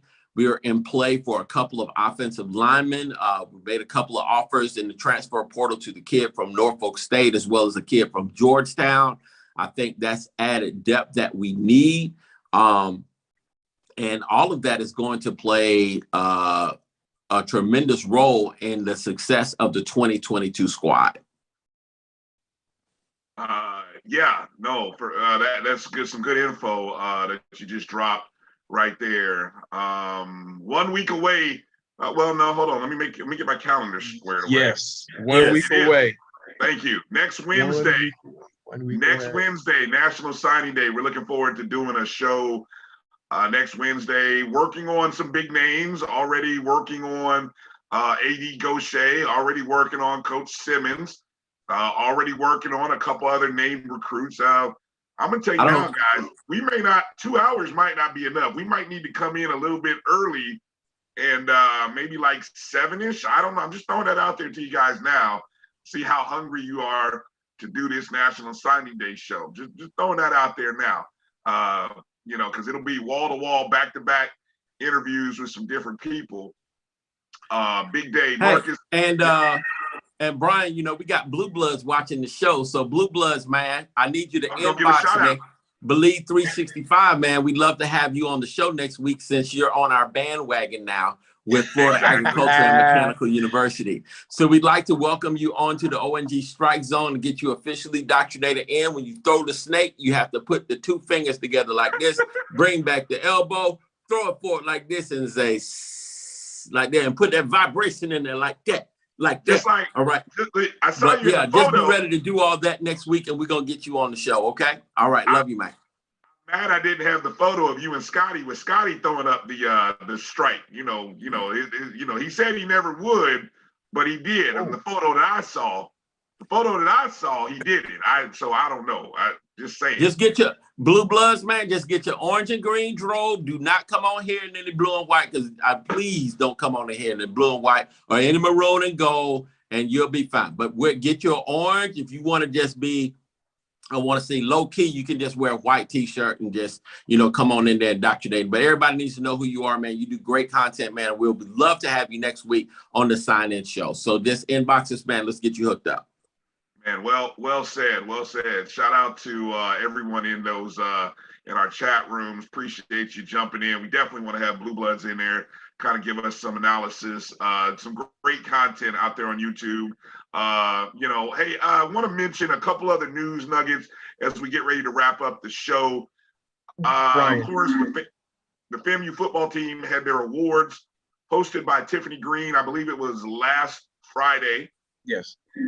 So I think now I was trying to do a rundown of who won what. The best I could tell, because for some reason they posted the photos but never really said who was the award winners. I think Brian, I got you. You got it? Yeah, I got something a little typed up. Give me a quick second to access it. Oh, my man. Oh, okay.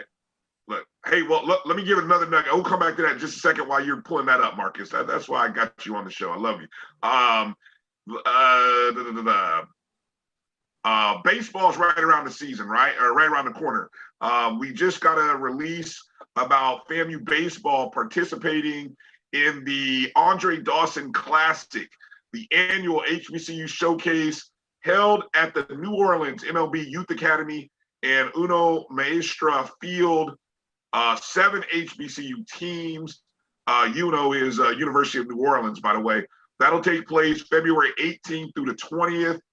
That will be doubleheader baseball that'll air on Major League Baseball Network. This is FAMU's second appearance. The last time we were on or at this classic was 2019. And by my understanding, we are playing one game against Prairie View A&M on February 18th at 3 o'clock. Then on the 19th, we are playing Alabama State. And what's interesting about the 19th, that'll be played at the New Orleans MLBYA field. We play the night game against Alabama State. The day game is a rematch of the SWAC championship game between Jackson State and Southern. So I'm gonna tell you what, I'll tell you, you know what? I think that's the same weekend as oh my God! Look, I gotta be in New Orleans. I gotta be in New Orleans now. You got that going on that day of baseball. Jackson State Southern followed by FAM and Alabama State. Whew, man, that is going to be ridiculous going on. Is Mardi Gras over on the 19th? I hope so. No, it's not. No. God, how? Mardi Gras literally goes from February probably to about late March. What are they thinking? They don't care, man. Now, mind you, again, COVID kept people from celebrating Mardi Gras. Right. So I want you to keep that in mind, that people have been waiting for this whole Mardi Gras thing for a long time. So it's going to be gumbo and all kinds of stuff everywhere, man. So just be ready for, and the New Orleans people are so cool, man. It's like amazing. You may not want to come back and stuff. Just stay safe. Sunday on the 20th, February 20th, Southern against FAMU over at the University of New Orleans. So, Nation, you've got a reason to go to New Orleans that weekend. I mean, you've got Mardi Gras, you've got the Andre Dawson Classic, You've got our guys who are playing in the HBCU Legacy Bowl. Man, look, just put a circle around that, all right? So yeah, that's happening. Just want to make everybody aware of that. Go to FAMUathletics.com. Go find out more information about that in terms of where you can purchase tickets and blah, blah, blah. I don't see the website for the Andre Dawson Classic, but it'll be MLB Network is where it'll be broadcast. So actually, the only two games on MLB Network is that Saturday doubleheader, Jackson State Southern, FAMU, Alabama State. Those are the only two games that MLB Network will broadcast. So that's 2 p.m. Eastern, 7 p.m. Eastern as well. Marcus, did you find the awards? I did. And I had them. Well, basically, I typed them up when I was watching it. So hopefully I get everything correct. Okay. But the Dr. Humphreys Academic Award went to punter Chris Fadul. Most Improved Player Award went to DB Courtney Cox. Excuse me. Rudy Hubbard Pit Scout Team Player of the Year was Leland Wilhoit. Running back. Yep. Newcomer of the Year is going to was Shareed. Jamarian, yep. Mm-hmm. Freshman of the Year award went to Gentle Hunt. The Colonel Ronald Joe Courage Award went to Rashawn McKay. The Greg Coleman Special Teams Player of the Year Award went to kicker Jose Romo Martinez. Bob Hayes Offensive Player of the Year, Bishop Bonnet. Earl Holmes Defensive Player of the Year, Isaiah Land. Willie Gallimore MVP was Marquise. The Dr. Robinson Team Captain Awards went to Rashawn, Bishop, Chad Hunter, and Marquise. The Unsung Hero Awards for football, Craig Gaines, Dietrich McClellan, and Jimmy Collins. I believe there was an Unsung Hero Award for athletics or athletic supporter, Carmen Cummings. The Service Award went to Roy Moore. And a Campus Partner Award went to Nicole Murray and Dr. Shanta Friday Stroud. And the Iron Pillar Service Award went to the entire athletics training staff. Marcus, you look, you man, my God, that info right there alone, exclusive, because if you didn't watch the show, that info is not anywhere else. I'm just going to be real, okay? Marcus just dropped the dime. Marcus, you got that typed up. We got to drop that on our Facebook page. That story by Marcus Green, who a great recap, because trust me, I went 2 days trying to find that info, and I tried to rewatch. I just can't rewatch award shows. It's hard. It's hard. I just can't do rewatches on them. So I'm glad you were able to watch it live. But those names, those award names, man, shout out to, I don't know if they've always had those award names or whether Coach Simmons came up with those, but that is great, man. I love the tie-in of the heritage and history of FAMU football in some of those awards, man. We gotta publicize that. Shout out to the Marcus Green and the O&G StrikeZone, man, for recapping that. You know, one other nugget with that is that, like, halfway, I guess, when they did the kickoff, you could see where Christian Miller, he was in attendance, and I don't know if all the recruits were there, but he was in attendance, and Tiffany Green was giving them, I don't know if she was giving them the spiel, but they were talking for a good little bit. It just happened to be right on the front of the camera where they had a position. So she talked to him, you know, have a conversation with him, and, you know, Coach Simmons was walking him around. I think Colonel Greg had a talk with him. So he met the folks, but he got another eyeful. So that week was full for the recruits. And two other recruiting nuggets, not from this weekend, but just looking forward. It seems like, you know, my thumbs were tired yesterday, and Coach Simmons, I think he put out at least 15 offers between the last day and a half or so for class of 2023, 24, and 25. Right. And so, you know, I'm still catching up, you know, getting my data all collected for all the offers that have been made me. They have been busy between Tallahassee, some Texas, some Florida offers. So they've been out there for the next 2 or 3 classes. And the other thing, and I think I may have shared it with you guys, you know, off camera, is that for class of 2023, he's gone from, like, there's a story we used to tell back in the pit. Like, we would think we're not talking to these recruits. We're like Charlie Brown trying to talk to the little red-haired girl. Well, that was then. Right now, Coach Simmons is like an honorary splash brother because he's shooting his shot. He's coming in the gym.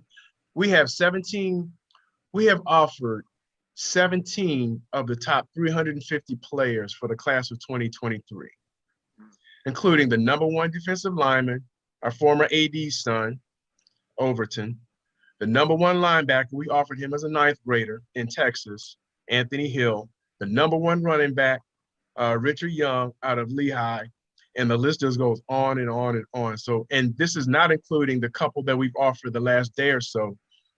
We offered a former NFL lineman's son, Mike Myers.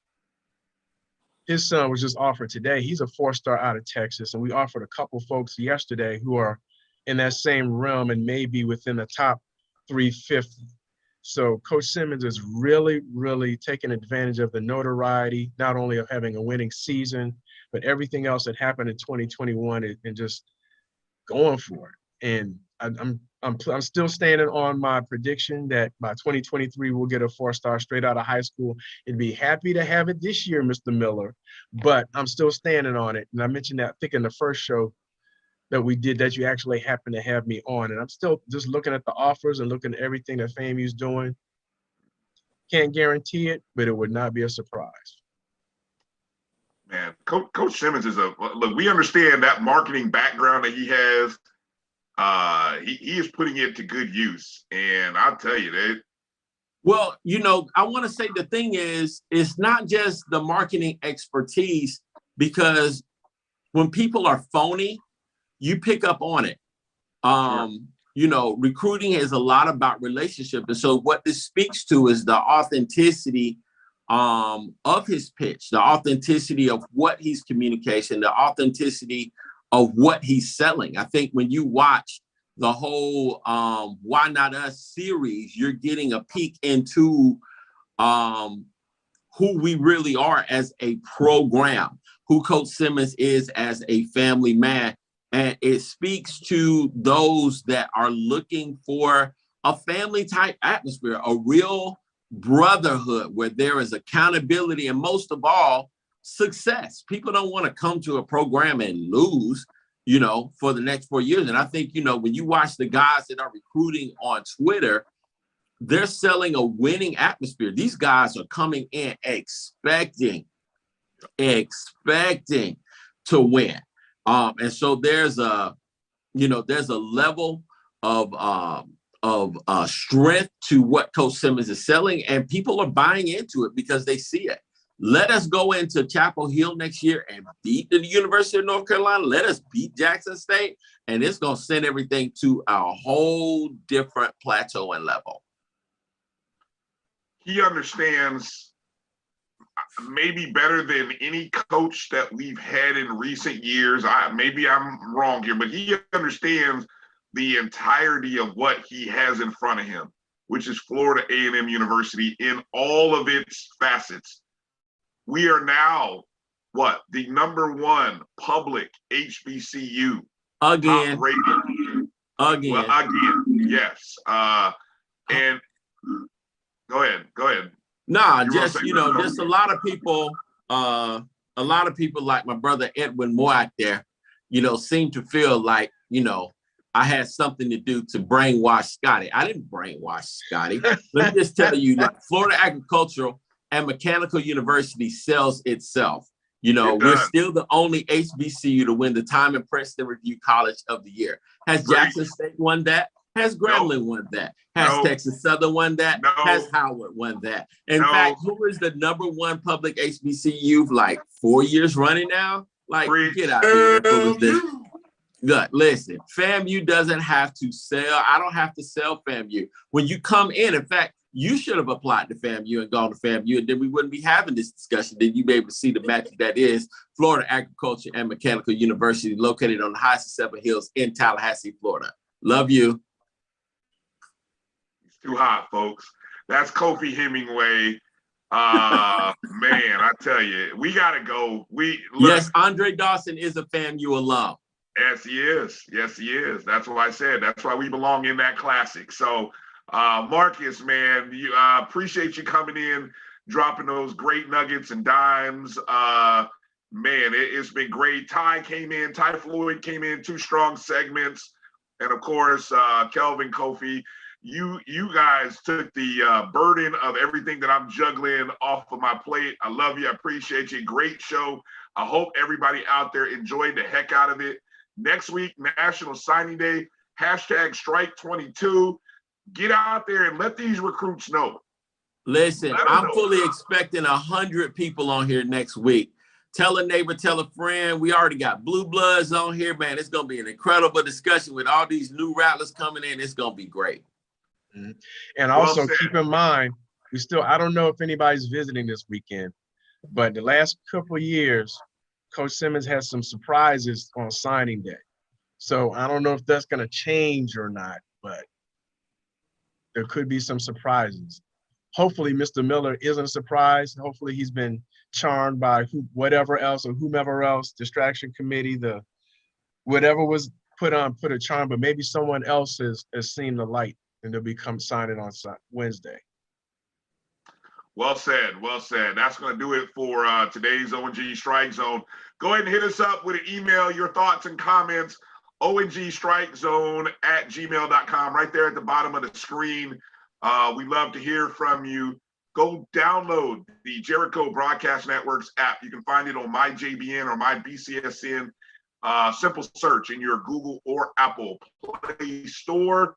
And then, of course, hopefully you're already following us on Twitter, Instagram, and Facebook. If not, go follow us right now. 1 or 2 of those social media platforms, and then go tell a friend. Go tell a Rattler, first off, before you tell another friend. Go tell 2 Rattlers and 1 non-Rattler. That's how we do this. 2 Rattlers, 1 non-Rattler. Let them know about the show. And that one who's not a Rattler will become a fan, just like some of the people we've converted in the chat room, or at least they'll say they're a fan quietly. All right. That's going to be it for this show. Next week, National Signing Day, #Strike22. We'll see what the Rattlers have in store. The men and women are in Alabama, so if you're in Alabama, go support. Go show them some love. Let's pack out those places on the road. Let them know that FAMU is a basketball school, too. All right, that's going to do it. For Kofi, Kelvin, Marcus Green, and Thai Floyd, who are guests today, I'm Brian Fulford. Peace and love, Rattlers. Make sure you guys are out there. Being well, be safe. And strike, and strike again. All right, peace out.